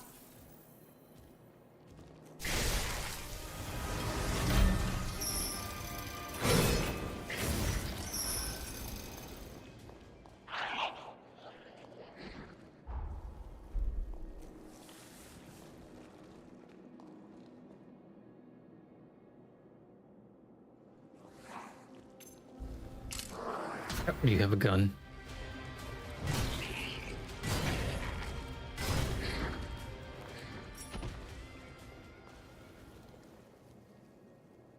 See, there's a part of my brain that just doesn't understand zoning as much, and I have always had trouble with fighting games, even as when I was younger. Like my cousins and everyone would just beat the stuffing out of me because for some reason I cannot get into my brain the effective range of whatever character I'm using. So I don't know how to play footsies properly, and it's very easy for me to lose. Grand Blue Versus was a bit of an exception because I was playing Charlotta in that game, and somehow I managed to get to A rank without even really doing much or understanding the basics too much, which was very surprising. But I never made it to Master rank or any higher. Why are you?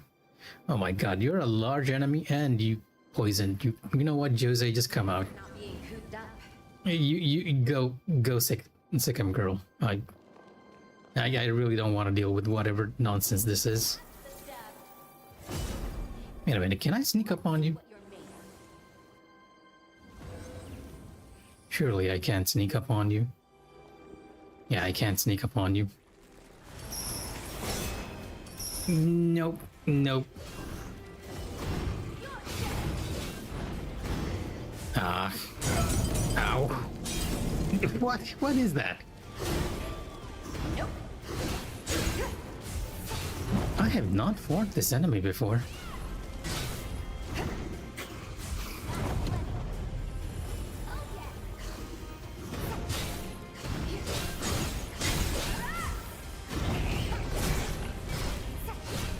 I somehow managed to parry that final hit. I don't even know how I did it.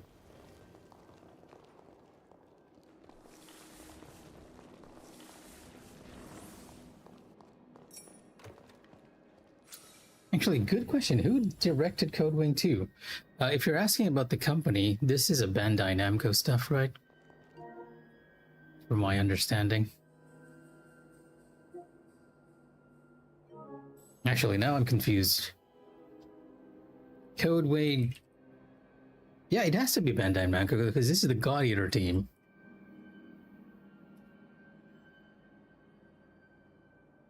Yeah, Bandai Namco. If you're asking for the director himself, I am not aware of who that is, unfortunately. I have not gotten into the roots of the personnel behind the game. The one thing I do know is I immensely dislike whatever that character type is, but I also feel like this is partly happening because I'm going out of my way to explore the open world. Because that character type, that enemy type is not where the story directs you to. Like even that giant metal cat thing, cat robot, is something you will only encounter if you go out of your way. And I feel like the story is actually going to be at some point, you know, this is how you deal with these enemies. Oh, here's our map jammer.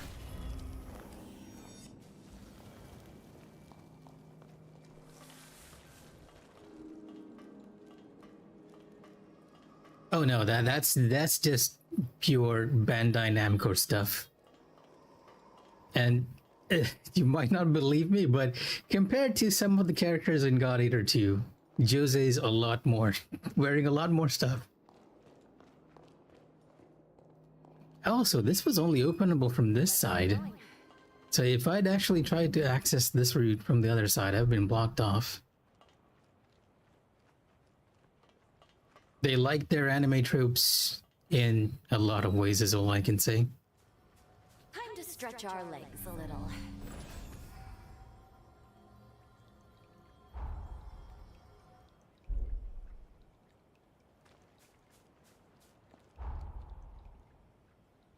Here's a building I can access. Now, right now, I actually need to go back to base to continue story, but I'm exploring the open world because part of Code Vein is just the open world itself. We can go a lot faster if I hop on the bike, but I also feel like if I do, I'm gonna miss stuff. This is a restaurant? A hot spring? It is a hot spring. Oh yeah, there was a hot spring in the original too. I completely forgotten. Yes, they did give me a jump. Not too far. I'd say this is basically the starting spot. We began on Magmel Island over here, which was effectively tutorial island, sort of teaching you the basics. And then afterwards, you got to your first area, which is the Sunken City. And I've explored quite a bit of the Sunken City, including this side, though I think I might need to go out of my way to get this place over here. The game basically directs you from here to here. That's about where the story goes, but there's a lot of stuff you can get by going off the beaten path. Like, one thing I discovered is that these towers here, the Tower of Regeneration, actually increase the potency of your Estus.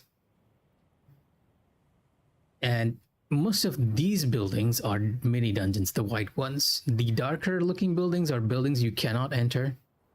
Oh wait, can enter? Well, the white ones are ones you cannot enter, so you have a general idea of where you can and cannot go. No parkour abilities, unfortunately. And quite honestly, I don't even think the game can hold up to parkouring, because it's rough in the open world. That's all I can say. Very fast. Already? Up and away. To give you an idea of how the story is going, right? Our character is from the future, more or less. And we've been sent back into the past to find... Can I actually get to the objectives? Yeah. To find 4 heroes who are responsible for a calamity that happens in the future. One of those heroes is Jose, and as you can see, my objective is to slay the hero Jose. And yeah, and other than that, you have Lyle and Holly, and right now, but I do feel like there's one more hero. So we're coming back from the future into the past and trying to slay each of them. At least that's what the game says. But I do feel like you could actually alter the events of what happens in the past, and doing that sort of alters what happens in the future as well. And usually saving them results in good changes into the future. Our team leader was like, if you do this too much, it's going to be catastrophic. So there's a part of me that's thinking that, hey, if we save everyone in the past, that might actually lead to the bad ending. But there's another part of me that's like, they'll just play it straight. You save people in the past, and it leads you to the good ending instead. We'll see. Because Code Vein 1 had a bunch of endings as well. Though I'd argue that it was like more like a sliding scale of a good ending. A good outcome versus a bad outcome. It was just in between the two, more or less. But yeah, we traveled to the past. We stopped other people from assassinating Jose. And Jose's like, Jose put us on trial because she initially thought we were trying to kill her as well, which we kind of are. Our objective is that. But then she was like, you know what? In a public court hearing, you know what, everyone? This guy's my husband. He's okay. He saved me. And now we're traveling with Jose to help her out. And I do believe that at the end, you will get an option to either abandon Jose to her fate or save her from her fate. Or at least attempt to save whatever's going to happen. Our understanding is that Jose's bloodline, she's a revenant, a vampire in this setting, more or less. And she goes berserk and kills everyone before stranding herself in a cocoon in the future. So yeah, that's what we're expecting. And from what we can tell, because it's an anime game and because we're the silent protagonist that everyone can rely on, she's been very quick to open up to us, letting us know that she had a twin sister, which will probably be the key to saving Jose from her terrible fate, and that her bloodline is cursed to go berserk over time. And yeah, the Rise of Ronin had the hand glider, but here we have You do the the driving. bike. Unfortunately, the bike is very difficult to handle, and I'd rather just walk everywhere. I wish I had something to munch on.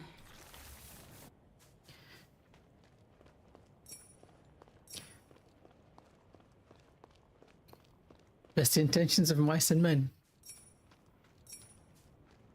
Now that's a novel that I haven't read in a long while. Like, I got that novel when I was very young, and I was so confused as to what was happening and what was why we were killing the guy at the end. Armor But then it was all about the complexity dealing with people like that, I guess.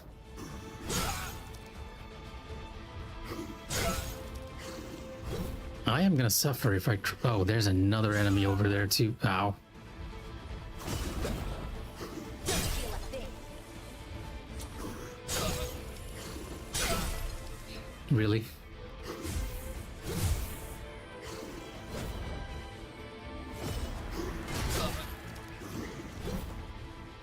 There. Now let's go.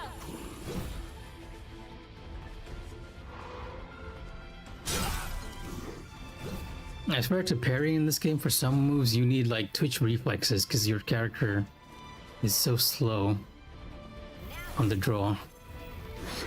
Okay, Jose, just... I'm gonna ask you for some help. Make this Never mind. Okay, never mind. I was hoping she'd distract him long enough for me to deal with the dog. Okay, never mind. She actually killed him. You are a new enemy type as well.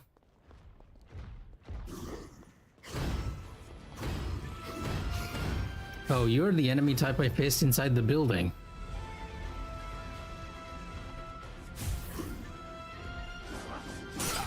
Oh my god, there's another one here. In a bit of a pickle. Time for a strategic retreat.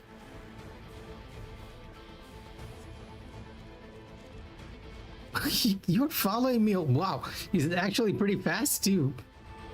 The large enemy is actually following me. I guess that makes sense because it's patrolling the entire road, probably.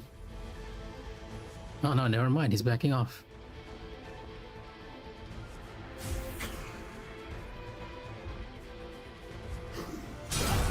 quit now. Okay, Be sure to save it. strafing does not work. Just so you all know. Luckily, there's a checkpoint right here. Happy to be of use.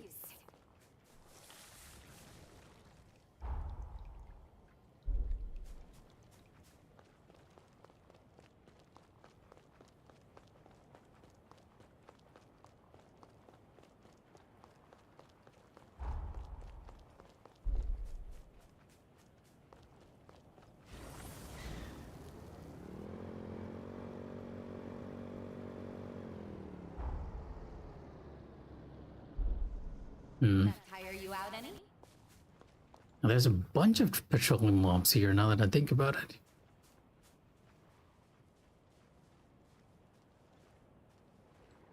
And he's gonna notice me regardless of whether I go in there or not.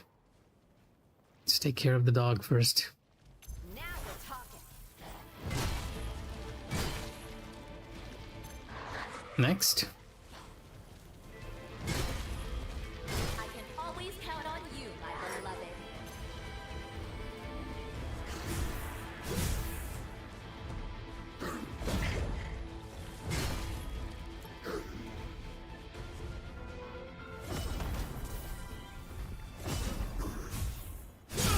Oh, Don't feel a thing.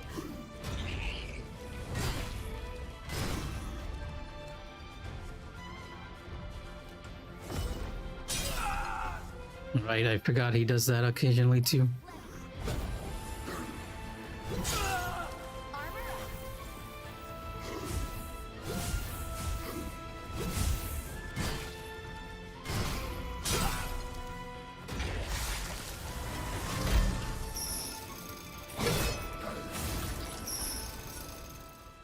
What are you protecting over here? Oh, weapon upgrade. Makes sense.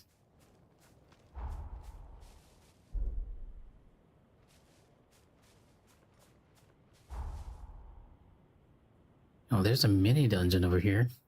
Well, maybe not a mini dungeon itself, but a, a buff item is what I like to call it. Occasionally, you find these icons on the map, and when you activate them, it gives you a buff that supports you for the entire area, right? This area is called the Sunken City. So if I say went over here and activated this one, it would give me a strength and vitality up. But a similar one gives me a dexterity and magic up. Okay.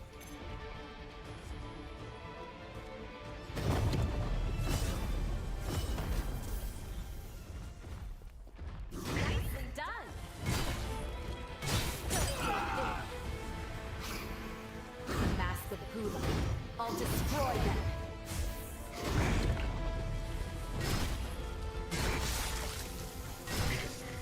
Oh, I missed the critical point.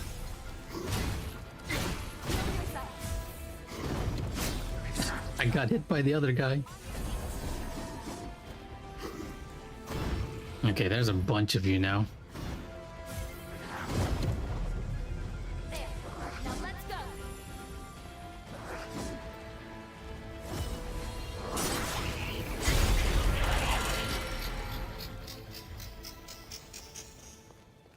I should be using that more.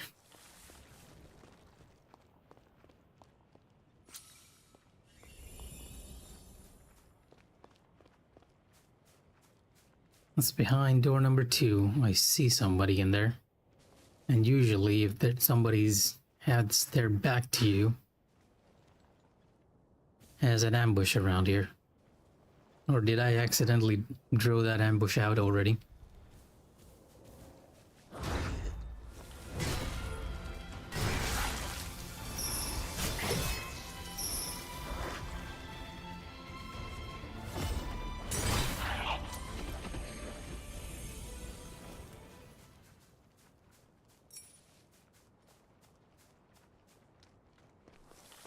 Lots of upgrade items around here, which made it worth exploring.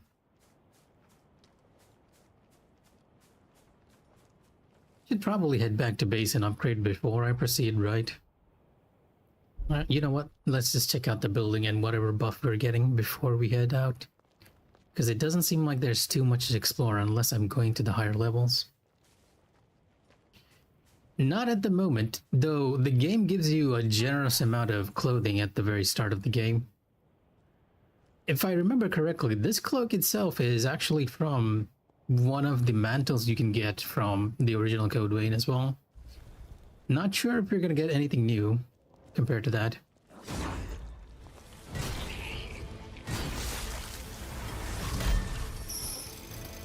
The cloak itself seems less important this time.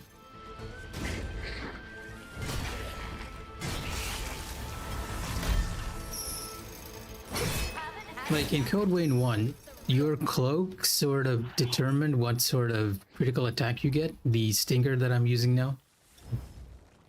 Your cloak determined whether it was all of these, but in this game, that doesn't seem to be the case. The cloak is just fashion. They've instead made it a different item called a jail. And I usually use either the stinger or the bat. Either of them works fine. I might end up going for the bat route at the end because I feel like with this design, you have to have a magic character, right? Otherwise, it doesn't make any sense. Which is an ironic thing to say, considering that I'm wielding a giant hammer. Oh my god, there's a ton of you. One of you is going to transform into something nasty. I am 100% certain.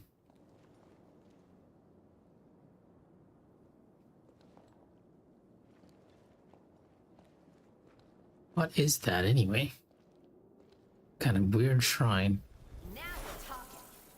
Don't even have a projectile that reaches too far to draw these guys out. Oh, hammer people.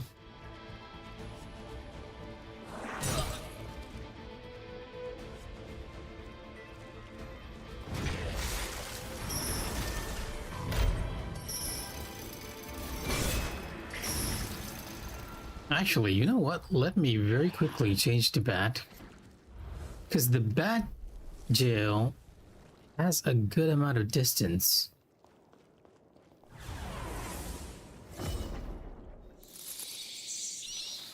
Oh, never mind. Good amount of distance, huh?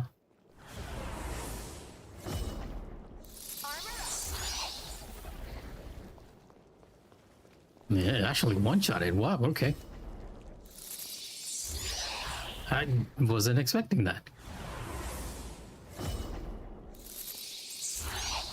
Just cheese everyone. But I'm fully expecting that thing that's glowing to transform into something extremely annoying.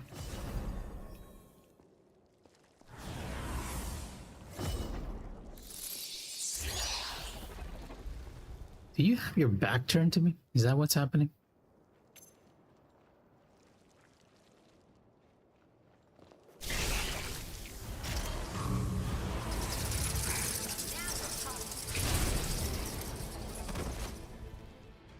Okay, never mind. All that bluster for nothing. But what are you worshipping?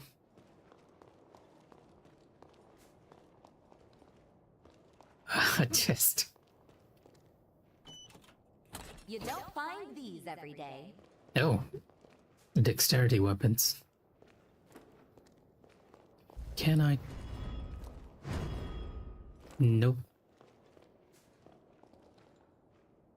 Yeah, I'm not quite understanding what is happening here with these guys. I've run across a couple of worshippers. The other guy, I was mentioning this earlier on stream, the other bunch of worshippers I ran across was on this lake.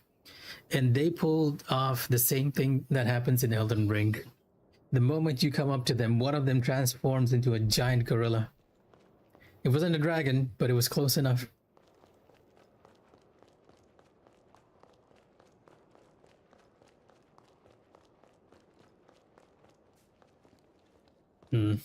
Something tells me that this might be tied to a side quest much later. There's a lot of things here that makes me wonder, hey, yeah, this is probably tied to a side quest or something that I need to come back much later. And there is definitely something going on here. Can I interact with you?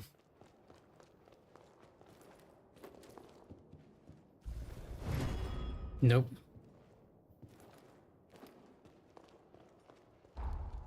Because this is directly across from what I was saying was a buff item that you pray to. So maybe one route you get actually allows you to pray to that thing to give you a buff or something. Won't be able to regenerate much more. Tread carefully. It's alright, we're pretty much just heading back to base now. Although I do have this one area that I kind of want to check out too. And here, if we can go there. Something tells me it might be a bit unlikely though.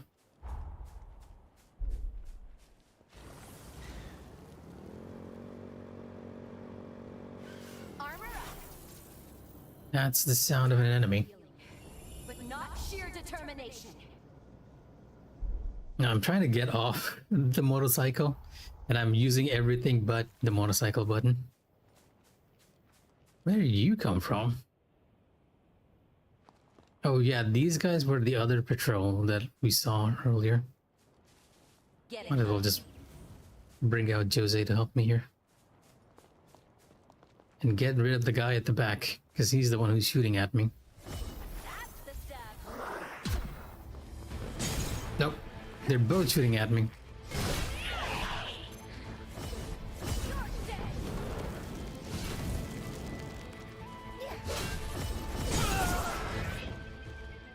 Are you one of those enemies that explode? No, never mind.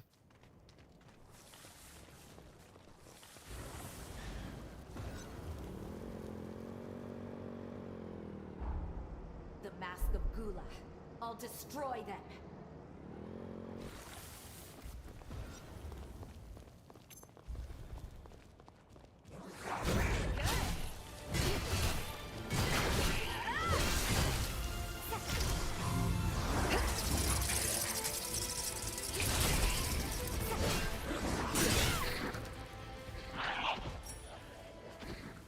Mask of Gold Ashes. From what I can tell from some of the random dialogue that Jose says, these horrors do have... Oh, you are definitely a mob that explodes. Sorry, I'm on my way. Yeah, what I was about to say is they definitely have factions between them. And Jose does not like the Mask of Gulag people, that's for sure.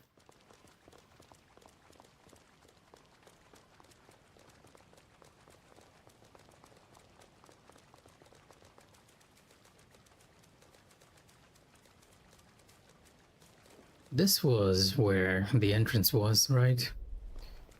But doesn't seem like we can go in. I can't even see a path here. Wait, there is a cave here. And we can go in, surprisingly.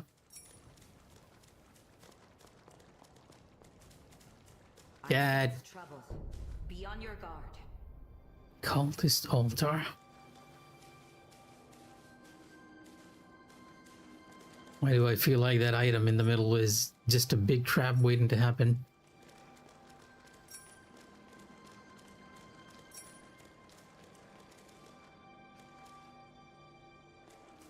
Yeah, something's gonna just jump down on us from the roof, isn't it? Smoldering Embrace, Decayed Bloodstone. So many items here. Chili pepper. What are cultists doing with chili pepper? Oh, nice. At least we have a checkpoint before I go grab that item. A missile. Want me to whip up something real quick?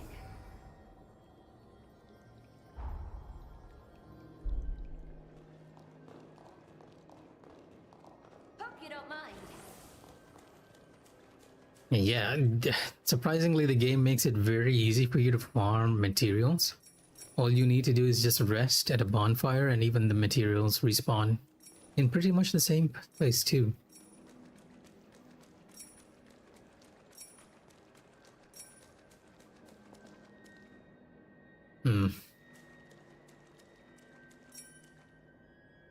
Okay. No. Never mind. Now, when you play enough Souls games, you get suspicious at every little item that's out in the open.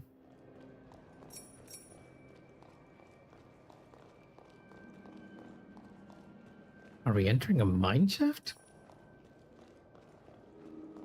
Well, at least the game's frame rate has finally stabilized. Oh, it's one of these places. Yeah, I'm not entirely sure. This is what I was saying, that I'm running across stuff that's probably going to be introduced to me much later. I found another one of these caves way across on this island over here. Just from going out of the way to beat a strong enemy, so yeah.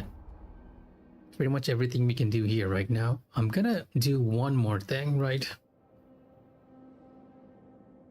Let me just very quickly apply to this.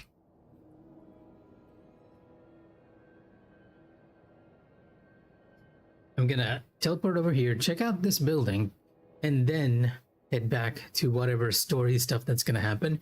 For some reason this is crossed off, and this is actually the portal back to the future. So I'm assuming that the moment we head back to base, something big's gonna go down.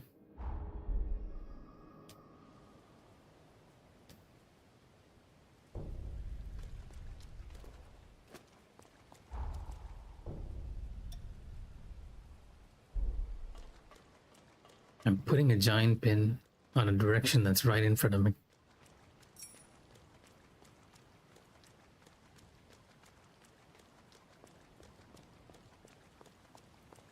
And all the gold materials we're seeing here are essentially ingredients for the cooking in this game,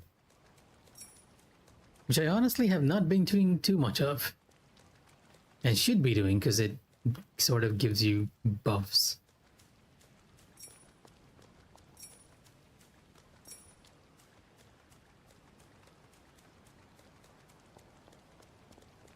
I was assuming you can enter that building, which was why I was like, I better check this out before we head back to base. Because among the areas that I haven't explored, that is probably the only one. Though this little sunken area over here is also a bit of an unknown to me. Like, I tried to get in, but it was seemingly blocked off. Again, probably story related.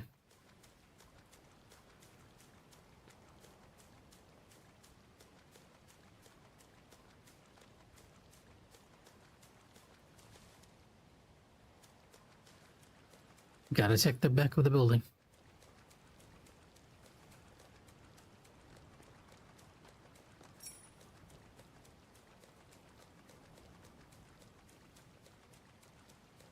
There's a part of me that wonders what developers actually do in open world games like this. Like, do they just zoom out on the entire map and go like, I'm gonna place an anti-acid over here, an upgrade over here?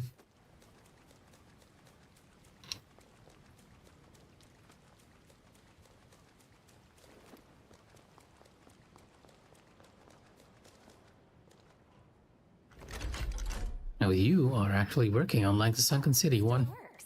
Excellent.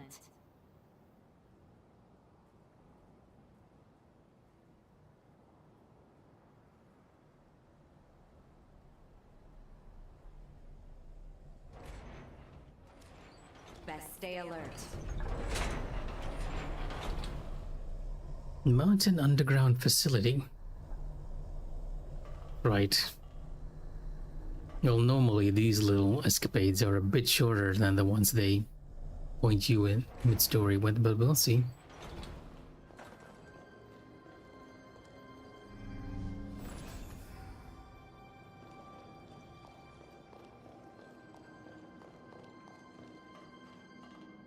Another electric carrier. Interesting.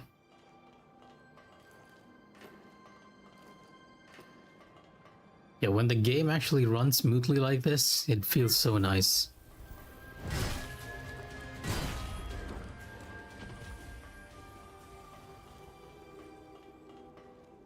And I kind of wish it did the exact same thing on the open world map, where you spend the majority of time at.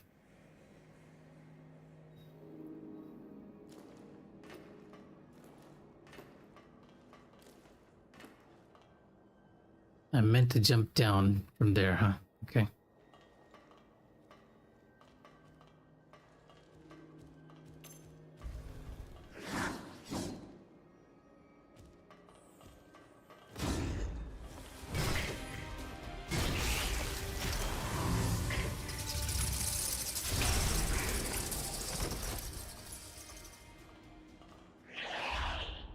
Let me also change my jail to something that's giving us more strength. Well, not exactly, I guess.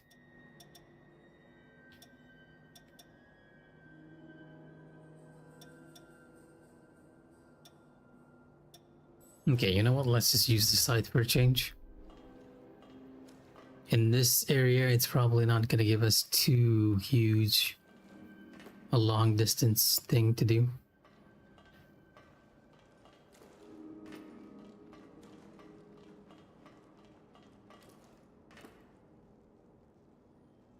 Uh-huh.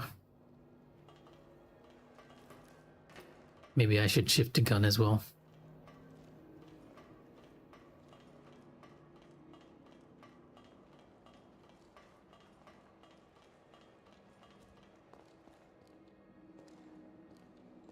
Armor up.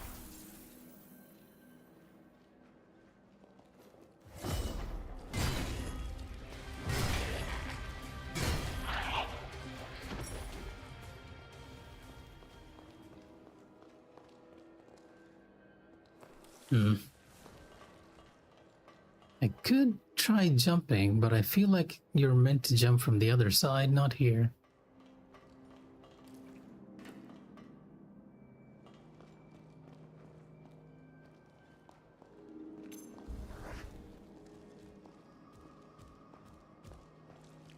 Oh, one of you.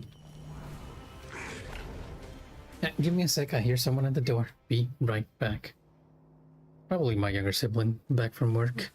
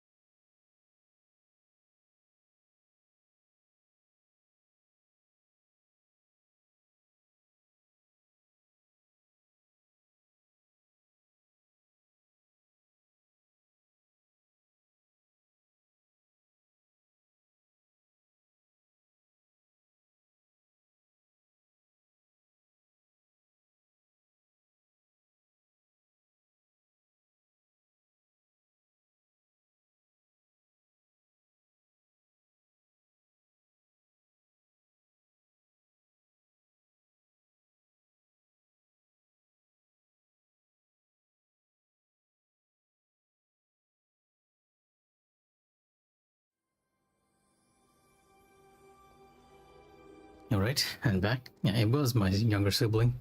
I figured I might as well get some water while I was at it. And now that we are refreshed, let's try and get this item over here. Which is an upgrade stone.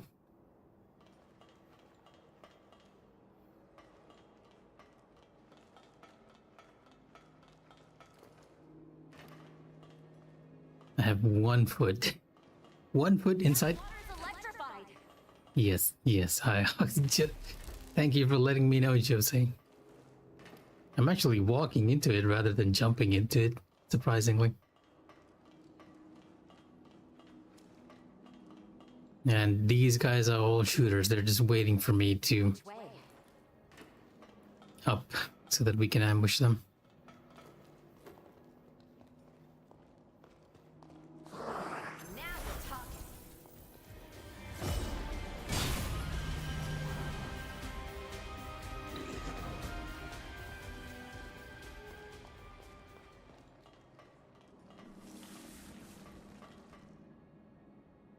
Hmm.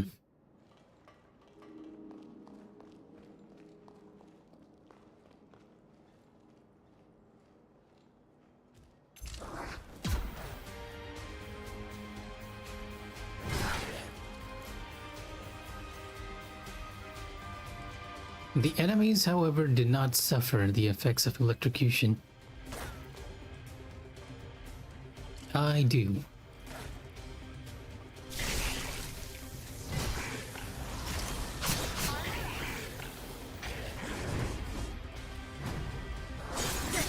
Ooh. That was not ideal. That's plenty. Don't be impressed. Don't let a single one escape.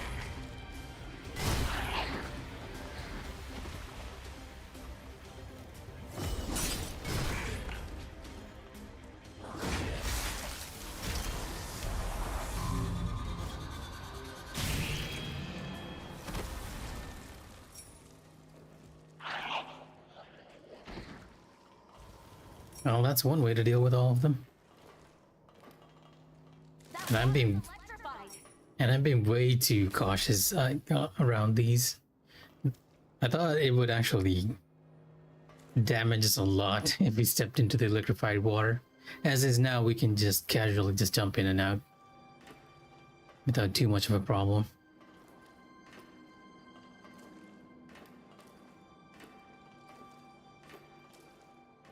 I'm also guessing the top is where the treasure is at, since I see the checkpoint stone, the stake of America, over there.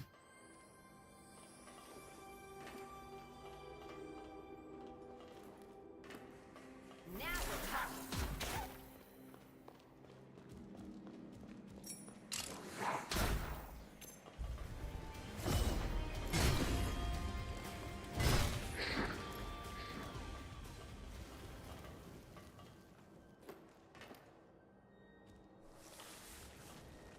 You look like a thrower. Not you. You're just a normal spear guy.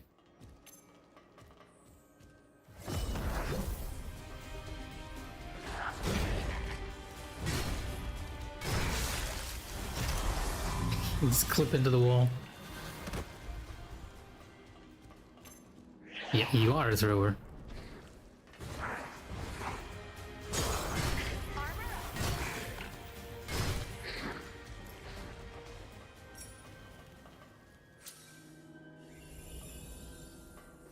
Another path up there too. A large enemy ahead. Okay, there's a bunch of paths here.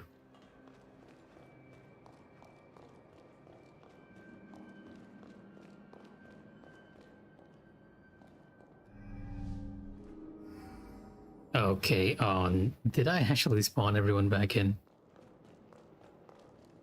I think I might have. Yep. Now we're talking. Deal with them one by one.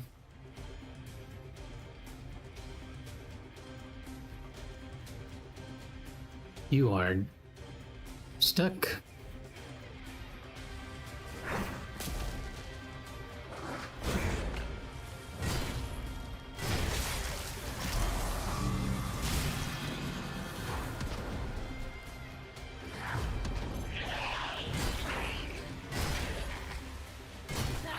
We filleted them.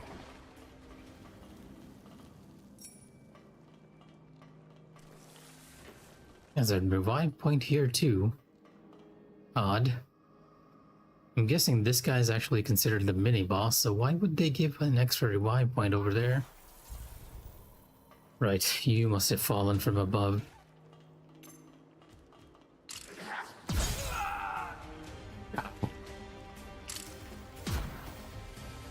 Not the most ideal of place for this enemy to be at.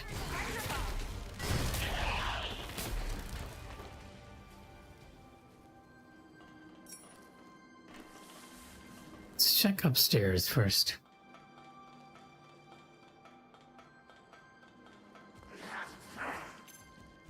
Oh, you both explode. Okay. casually just walk away.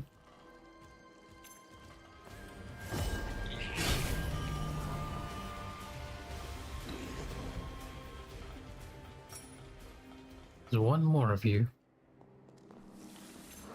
Now we're talking.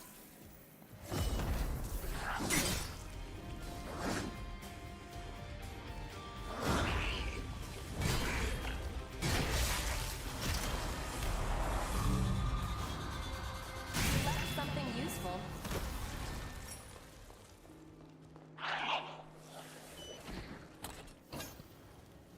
VK Greatsword. Okay. I am on a strength build at the moment with Jose's blood code, so let me try the Greatsword, which might be the first one I've gotten in game. No, I had a broadsword before, I didn't even realize. No, yeah, that is the... Other than the Cursed Black Blade, which when I got at the time, like, both of these were a little too strong for me. I didn't have the stats for them, but now I actually do.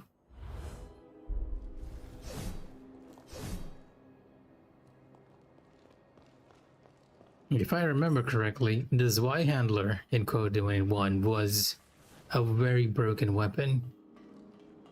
I'm not entirely sure that's the case here, though. We're about to the end. I hope you're prepared. Alright, you know what? If this is considered the end, what is that other point? And why does it have a checkpoint? That water's electrified.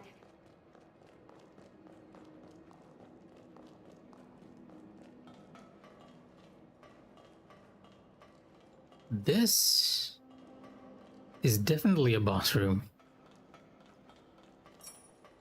And once again, I must posit the theory that this was meant to be a place you come back to much, much later for a side quest.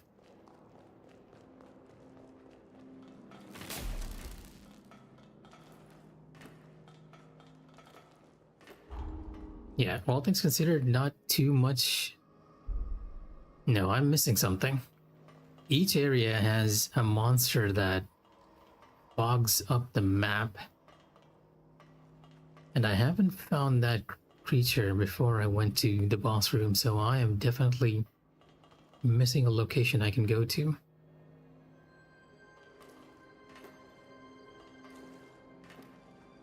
Armor up.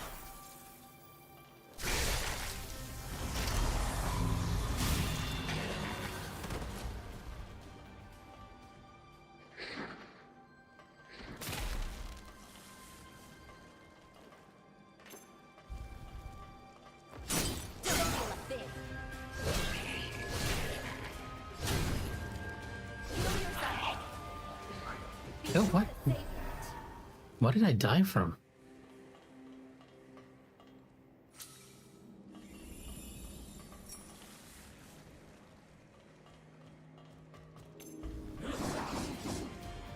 Time to push back.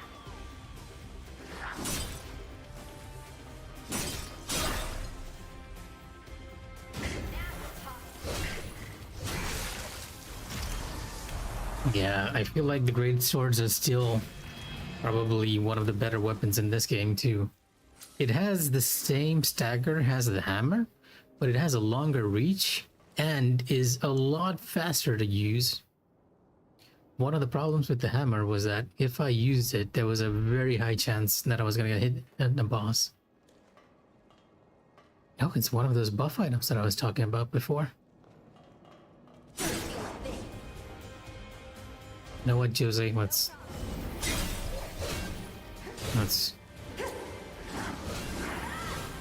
double team these guys.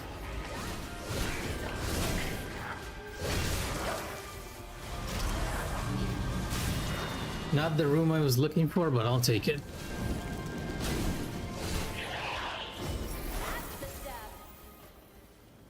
Pathos of Egbert, the ruler.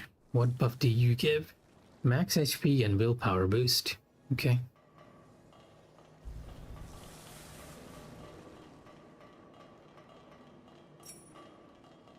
Willpower. Willpower is a magic defense. You can't heal much more. It's fine. I'm looking for the creature that unfogs the map. Something tells me On my way. it's up here somewhere.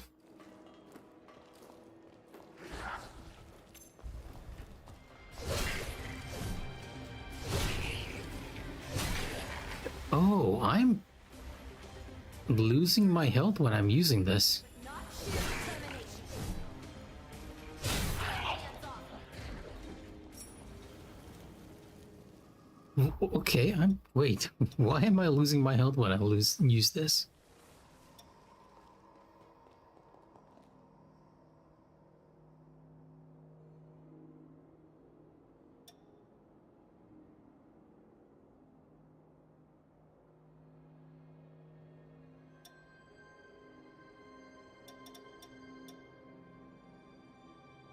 I do not know. There's nothing in this weapon that says it actually damages you when you use it. But I'm definitely taking damage when I hit enemies.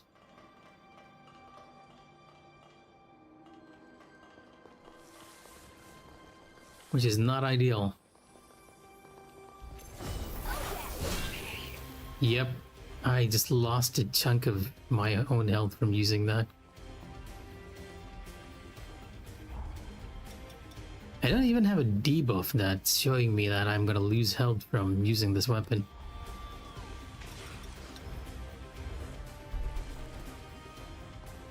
Cursed weapon. The funny thing, Calyx, is that there is indeed a weapon here, Cursed Blade Killer, which probably does that.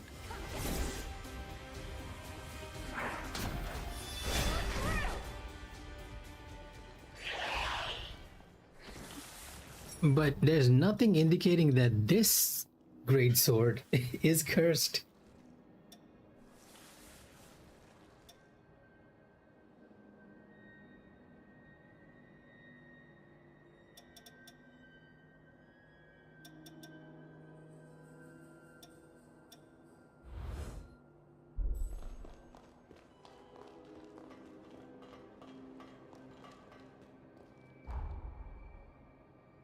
Yeah, I'm definitely missing the mapping creature. It's not even a complex dungeon either. So I'm wondering where I'm missing the creature at. Not that I can do much, because the moment I hit something, I'm probably gonna die. That explains the sudden death I had before.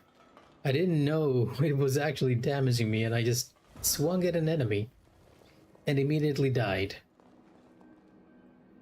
It's all falling into place now.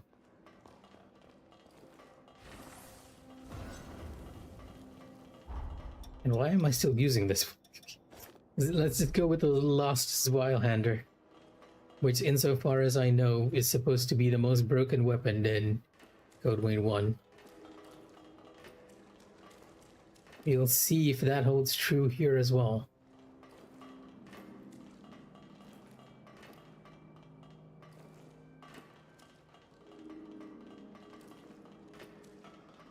Big trouble awaits. But you knew that already.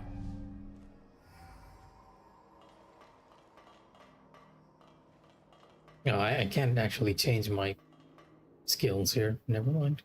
Too late now.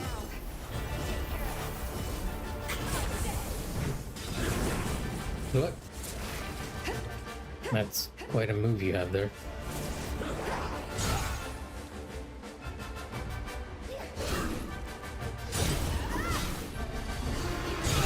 Too early.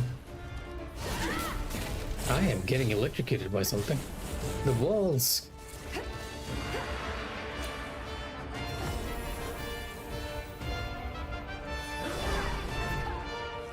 And he passed right through me.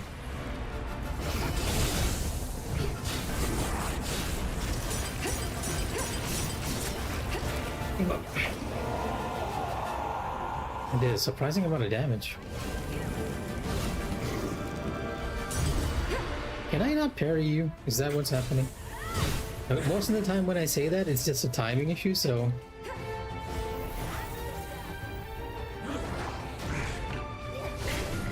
Jose, why?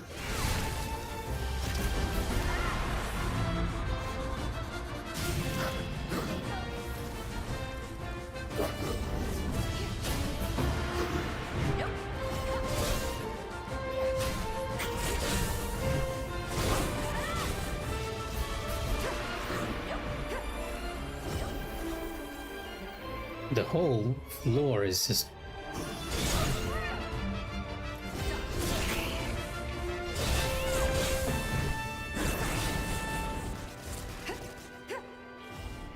Yeah, Jose is just tanking it for me. She's just killing it outright. I don't have to do anything here.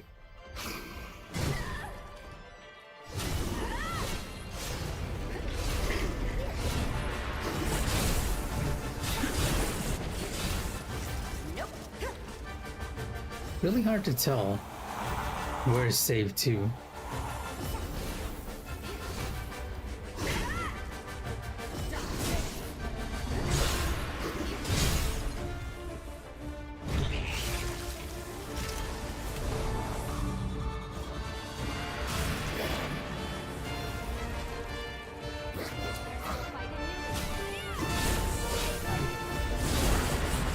Oh, even the strong attack on this is actually damaging me. What is that a thing with the great swords now, that they just deal damage to you?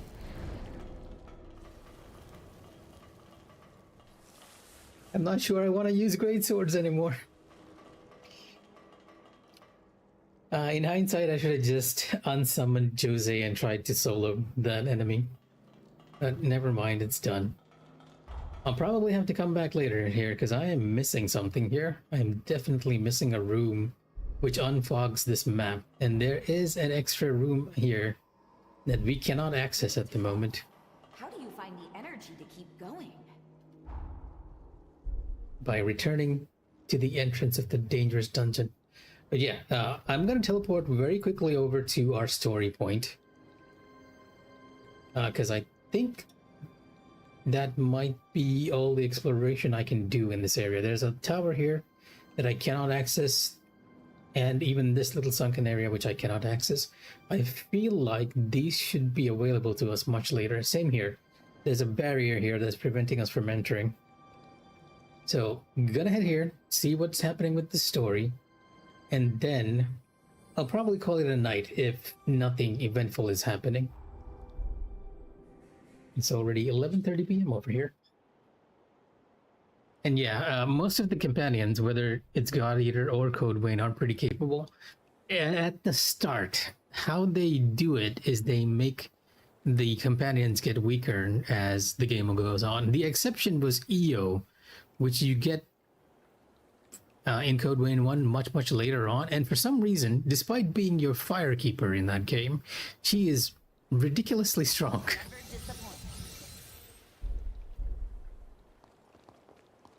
I'm already level 40 in this game.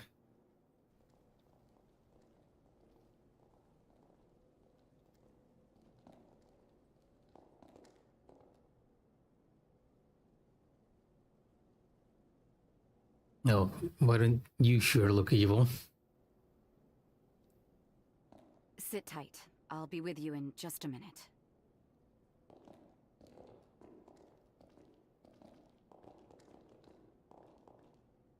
Praise be to everlasting life. The sunken city welcomes you. Both of you. Praise be to everlasting life. You're Valentine's early, here. Joe. Have you come to make excuses for your failed assassination attempt? 'Twas an admirable try. I haven't the faintest idea what you're talking about, Lady Jose. Oh, so he's the one who was trying to assassinate Jose. I've merely come to correct shall we say, a regrettable misunderstanding in the last complaint you sent. It simply couldn't wait. Is that why you brought a judicial magistrate with you? Must be a pain in the ass to be brown-nosed by knaves, Valentin. Valentin's gonna be like, "You are here too?" That's going too far, Jose. When He sees me. Voda House has heard your complaint. You claim Sir Gobo abducted several citizens from your domain. Therefore, you wish to press criminal charges. Sir Gobo, of course, denies these allegations. May I ask you to present the details of your grievance? At the site of the abductions, I detected traces of Forme. Prints only my eye would catch. You may be interested to know these were enshrouding Forme, which are used solely by one faction. The Association of Revenant Hunters. A delightful organization you happen to serve as the chairman on, Gobo. Ah, but that can hardly be called evidence, Lady Jose. Are we to believe your claims rest solely on your own testimony? Willen has a point. The world would simply be full of criminals. Not to mention our prisons. If people could be tried on such spurious grounds, what a waste of time this all is. I humbly ask that you reconsider. Wait, are this we? complaint. Are we the witness? Quite true. My saying so can hardly be considered evidence. Which is why I've committed all of my manpower to analyzing said Forme remnants. And soon enough, I'll have the proof to nail you to the wall, Gobo. Just as I did with those assassins. I don't care about your schemes or your politicking, Gobo. But kidnapping my people? One way or the other, you will pay. And that's a promise.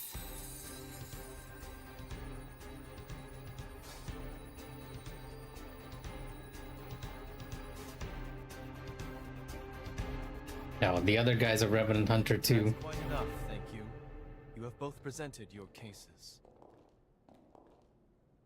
An official trial will be held at a later date. For today, this case is to be considered arbitrated. Understood? Valentine reminds me of those old Clamp anime characters. You are both hereby ordered to refrain from further debate on the topic.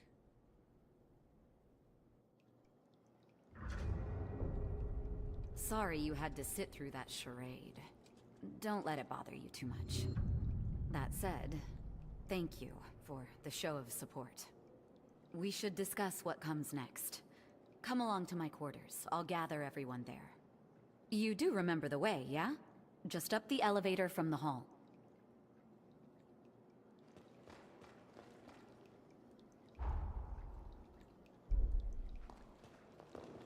Welcome. Anything you want? You have a standard fare of cooking items. Might as well just put it all to 10. And I really should be using these more.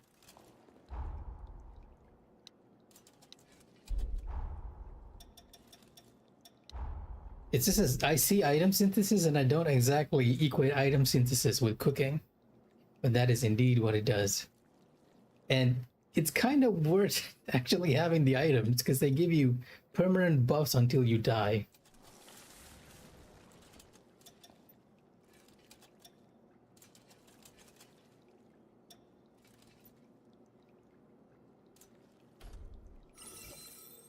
Crepes Suzette.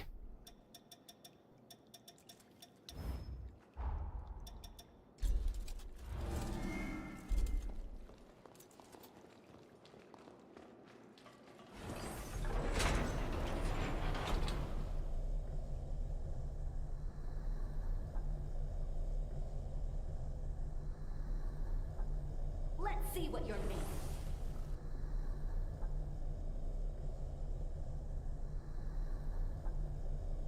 Why do I feel like I hear someone breathing? Find some. Great. I think we have everyone here. The Sunken City's power grid is back online, thanks to the Hunter. Now we can address the real monkey on our backs. We'll need help, so let me fill you in. As I once mentioned, our city is host to a plague of troubles. The most recent raid was just one of them. But one issue takes precedence above all others: the polluted water supply. Otherwise, no one will be able to live here. That's probably one of the sealed areas. guess who's to blame? The same culprit that waterlogged our city in the first place. The Resurgence. We're not through the woods just yet. At the epicenter, the fallout remains in an active state. The Resurgence was caused by the Medigan, a vestigial spore that spews rot. Ground Zero is now her lair. Simply put, the Medigan is a vicious horror. If we want to put a stop to the pollution, slaying the Medigan is priority number 1. The epicenter of the Resurgence was submerged until now. Consequently, we couldn't explore the region. Thanks to you, our substation's up and running again. Now we can use our drainage facilities. Ah, so that was the place that was blocked off from it before. We're finally ready to explore the epicenter. This task entails grave peril. It means venturing into Ground Zero and subduing the Medigan remnant. I want to save the survivors. Each and every one who calls this place home. Can I count on your help? Really? Much obliged. No one here is going to die on my watch. We'll make this happen together! Thank you for the help. It's good to have you. Come. The epicenter of the Resurgence is south of our location. Look for the broken pylon.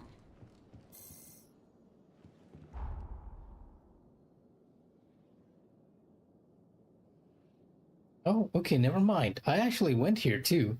There was an elevator that we couldn't access, but I guess it's available now.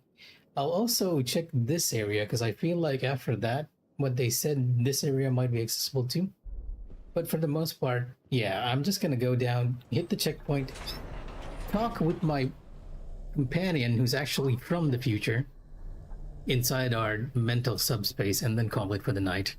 I'll probably explore a bit more off stream or go log into Where Winds Meet because I think I still have dailies to do on that or events to run. In any case, let's go meet Lou.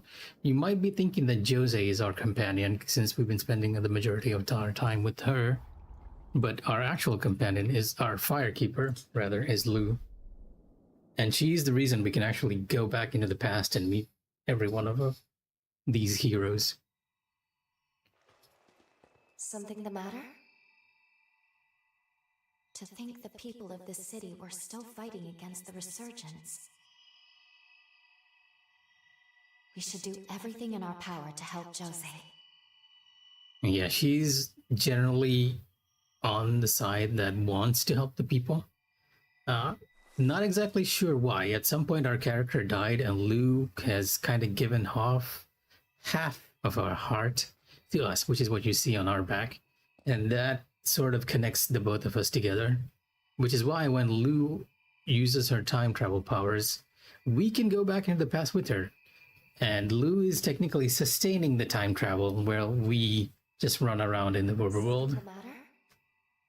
That bridge is proof that the people of Magmel's past lived. Flashback. Their wishes transcended time to reach us. But it's not over. We have a story.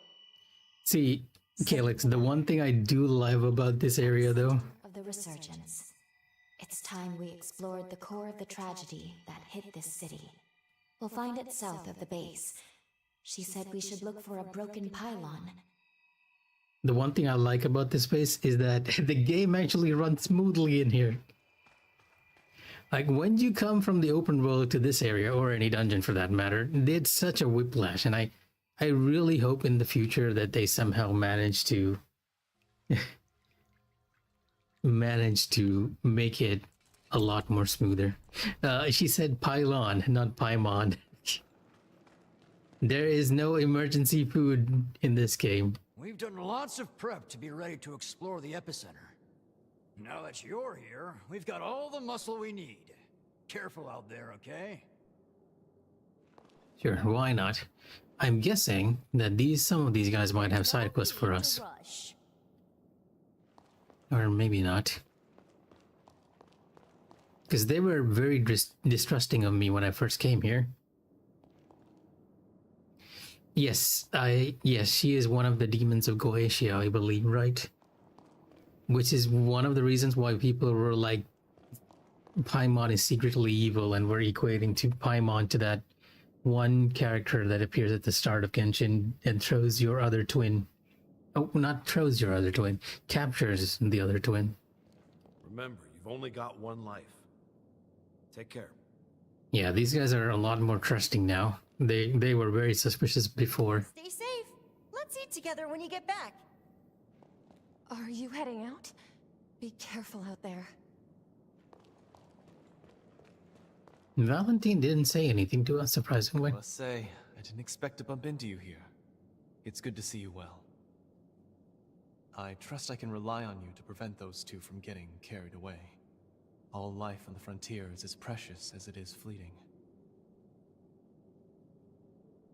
Valentine is the NPC that we met in Tutorial Island. We basically helped him and his partner, Noah, in the past before. I think Valentine survives regardless of whether you help them out or not, but I believe that you have the option to abandon Noah. Though in my playthrough at the moment, I have not done that. Didn't expect to bump. I trust I can rely on you to prevent those two from getting carried away. And let me talk with this guy, because I get the feeling, since he's a Revenant Hunter too, he's probably going to be our rival in the future. Hey, we meet again. Oscar? Keep this between you and me, but bravo. The way you stepped up without a moment's hesitation. Hunters with your courage don't grow on trees. Well, surprisingly supportive. Sometime. In time, perhaps we'll share the battlefield as mankind's protectors.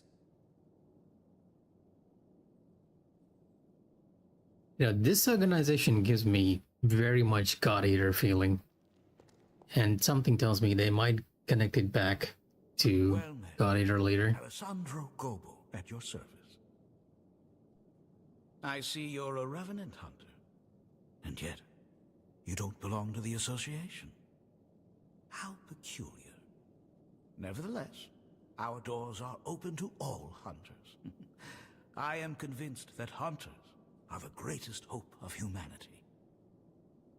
Both now and forever. Is my home base getting filled with the heroes I saved? So thus far, the only hero we saved is Noah in Tutorial Island. And yes, Noah does go to our home base, because our home base is essentially the future, right? So when we save Noah in the past, he is there in the future. And I believe it's going to be the same with Jose as well. In God Eater, well, technically they were hunters as well. Just they weren't called hunters. They just went out to kill the monsters. My understanding right now is that Code Vein is sort of a prologue to God Eater, right? And God Eater itself happens over... Well, there is an island over here that I can access to. God Eater itself happens over in Japan only. And the rest, they don't know what's happening in the rest of the world. Code Vein might be showing us a snapshot of what is happening in the rest of the world. The big reveal at the end of Code Vein 1 was that initially in Code Vein 1, you're sort of trapped in this area by a barrier. And when you bring that barrier down and people run out and they're like, oh yeah, the barrier's down, we can finally escape. And when they escape, the first thing they run into is an origami from God Eater, which is sort of proving that, hey, the God Eater universe and the Code Vein universe are connected in some way. Not exactly the same time, but relatively the same time period. You have to understand that these guys are revenants, or vampires, I guess. So they live for a very long time. Now you can see my time period right here, 2179. The hero Jose's era. If I very quickly jump into the future,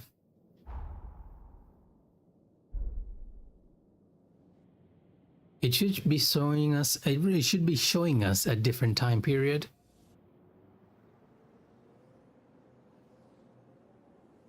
Time jump complete.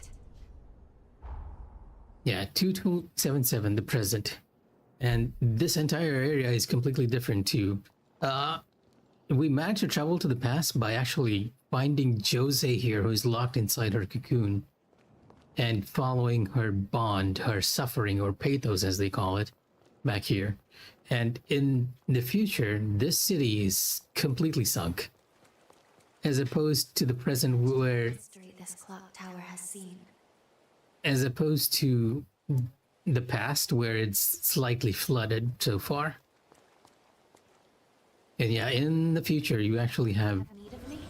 Lou around instead of Jose. And what I wanted to show you was that we can also go back in time to where Noah, the original protagonist we save, is at. And I should go back and get these two because I'm only figuring out what they are now. This is an Estus Flask potency increase item, and this is an Estus Flask number increase item, and this is a buff. If I can find the fast travel point. I have a side quest over here. I should probably check back in there. Ah, can I not go back to Magmel in the past? I was assuming I could.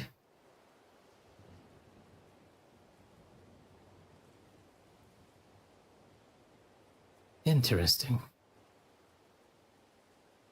Like, the time travel point should technically be here.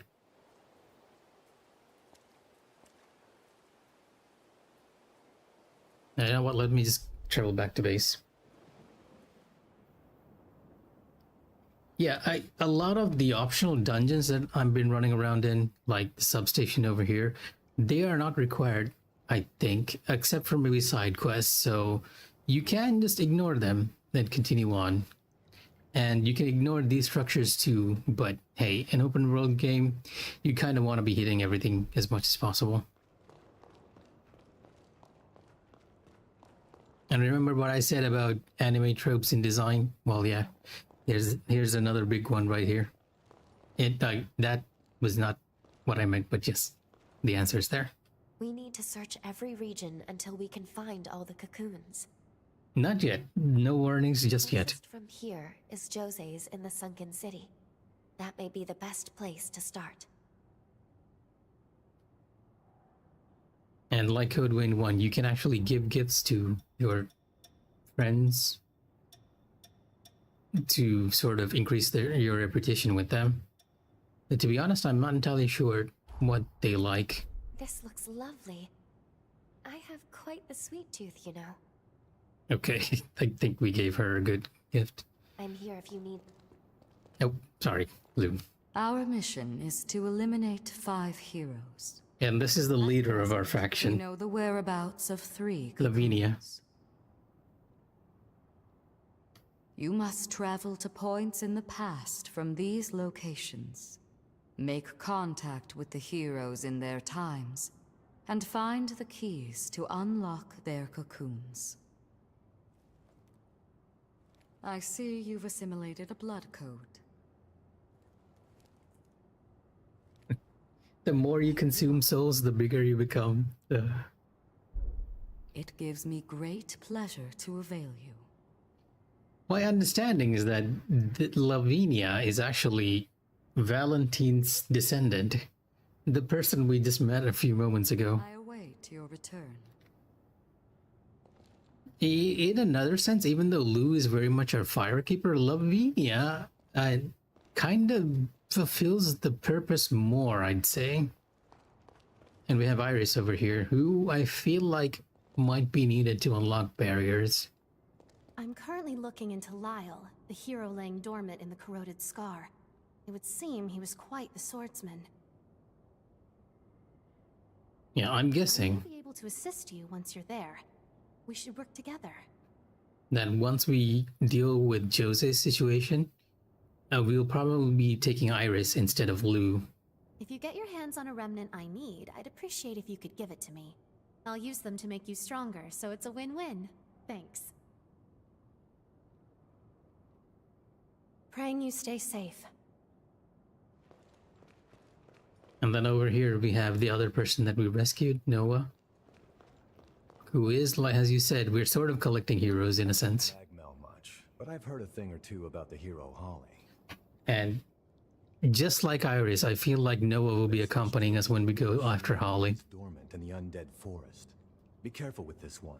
The things I hear make me sick. Because each of the NPCs in our future base sort of specialize in one of the heroes.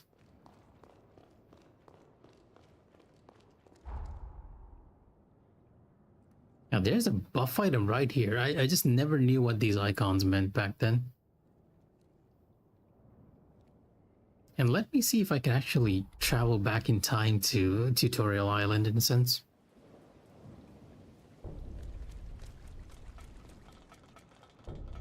We travel as one.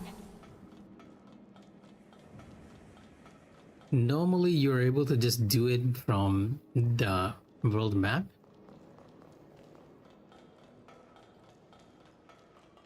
But I'm wondering if they changed it. Because we've already pretty much just completed the area.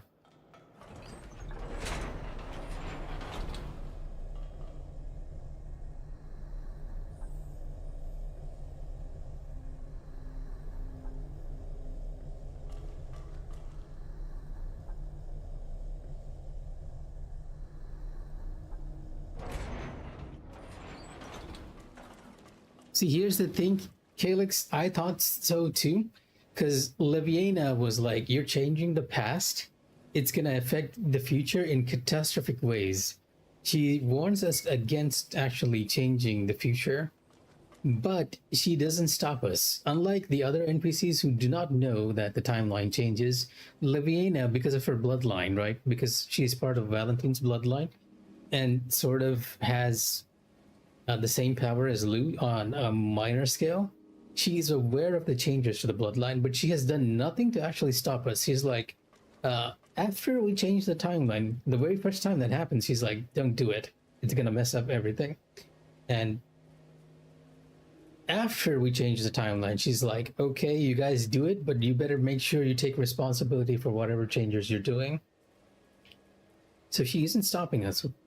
But yes, I do get the feelings that she might be an enemy. Not exactly. See, a lot of people, I feel like this is the reason, right? A lot of people, when they played the original Code Vein, did not like having companions because Souls games usually don't have companions, right? So they would leave their companions back at base and just venture out solo, which is not exactly ideal. It's important to take a good hard look at yourself once in a while. Okay, Lou, thank you. Which is not ideal because getting the best ending for that game actually requires you raising the affinity with your companions. So this time what they did instead was have your character have a sort of solo mode, because you're sort of getting their power by syncing up with them. You're not a vampire like last time who can take the blood code of anyone and learn their abilities. You're a vampire hunter instead. So they sync with your heart to give you special abilities. That's the in-game explanation. So Did you find something? What happens is that for those players who want to play in solo mode, you can just unsummon your companion character. And you do have a benefit from doing it, because if I summon back in Lou, you can see that I now have 2 extra buffs, which I believe is an attack up and a defense up. So you have an incentive to actually play this way too without losing out on anything. It's sort of a balancing system because Code Vein was very much meant to be a player game. A companion game. So it is raining up here. But yeah, now that we're in the future, we can sort of see the encroaching catastrophe approaching us. Also, it's permanently raining up here. And this was where I traveled to the past for Noah, but I'm guessing it's gone now. It is no longer available. But I do have a few incentives to check out this place now, considering this and these are still remaining. The sky is fake. Honestly, the way they framed this catastrophe, it very much reminded me of God Eater, right? Because the monsters are like multicellular organisms that come clumped together to form whatever they're eating or taking over. And even God Eater had very much a thing with the sky, especially God Eater 3 at the end. You had this rain that was made, the organism sort of become this rain that will eat everything in their path. The ashen rain, they called it. But anyway, yeah. I'll probably play this a bit off stream. I am liking this game quite a bit. Especially the character creator. By the way, that character creator is godly. But for tonight, I'm gonna call it. If anyone else is watching, take care and good night. Hopefully you all have a fun time with whatever game you're playing, because I feel like February and March is gonna be very heavy hitters. If you're not playing this, you're probably on Neo 3 or something else, or just enjoying the direct for what's coming out in March.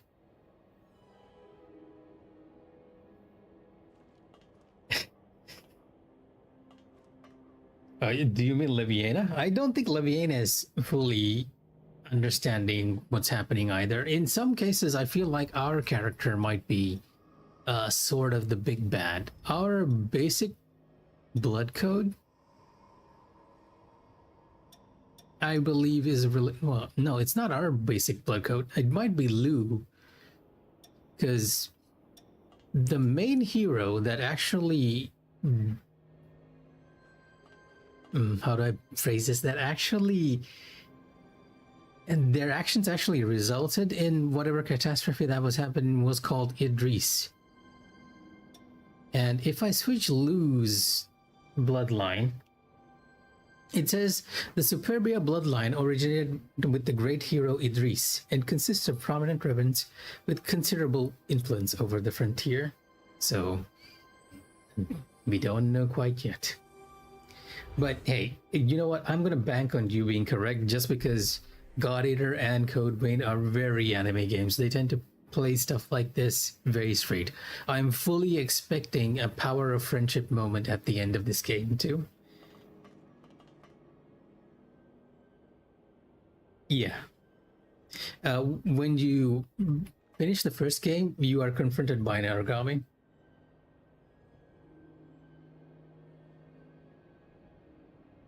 Oh, that's not a comparison I would have made.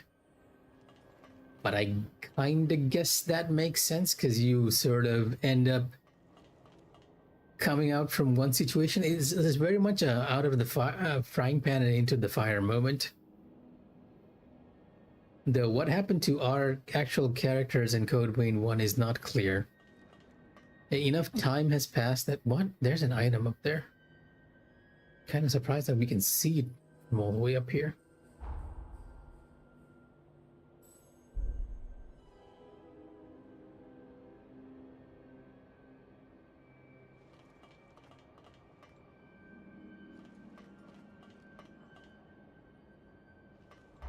Okay, if I keep searching the map, I'll want to play more. And to be honest, I kind of want to, but work awaits. But yes. Again, if anyone else is watching, take care and good night. This time, for real. Here's Mikha, signing off. Good night, everyone, and take care.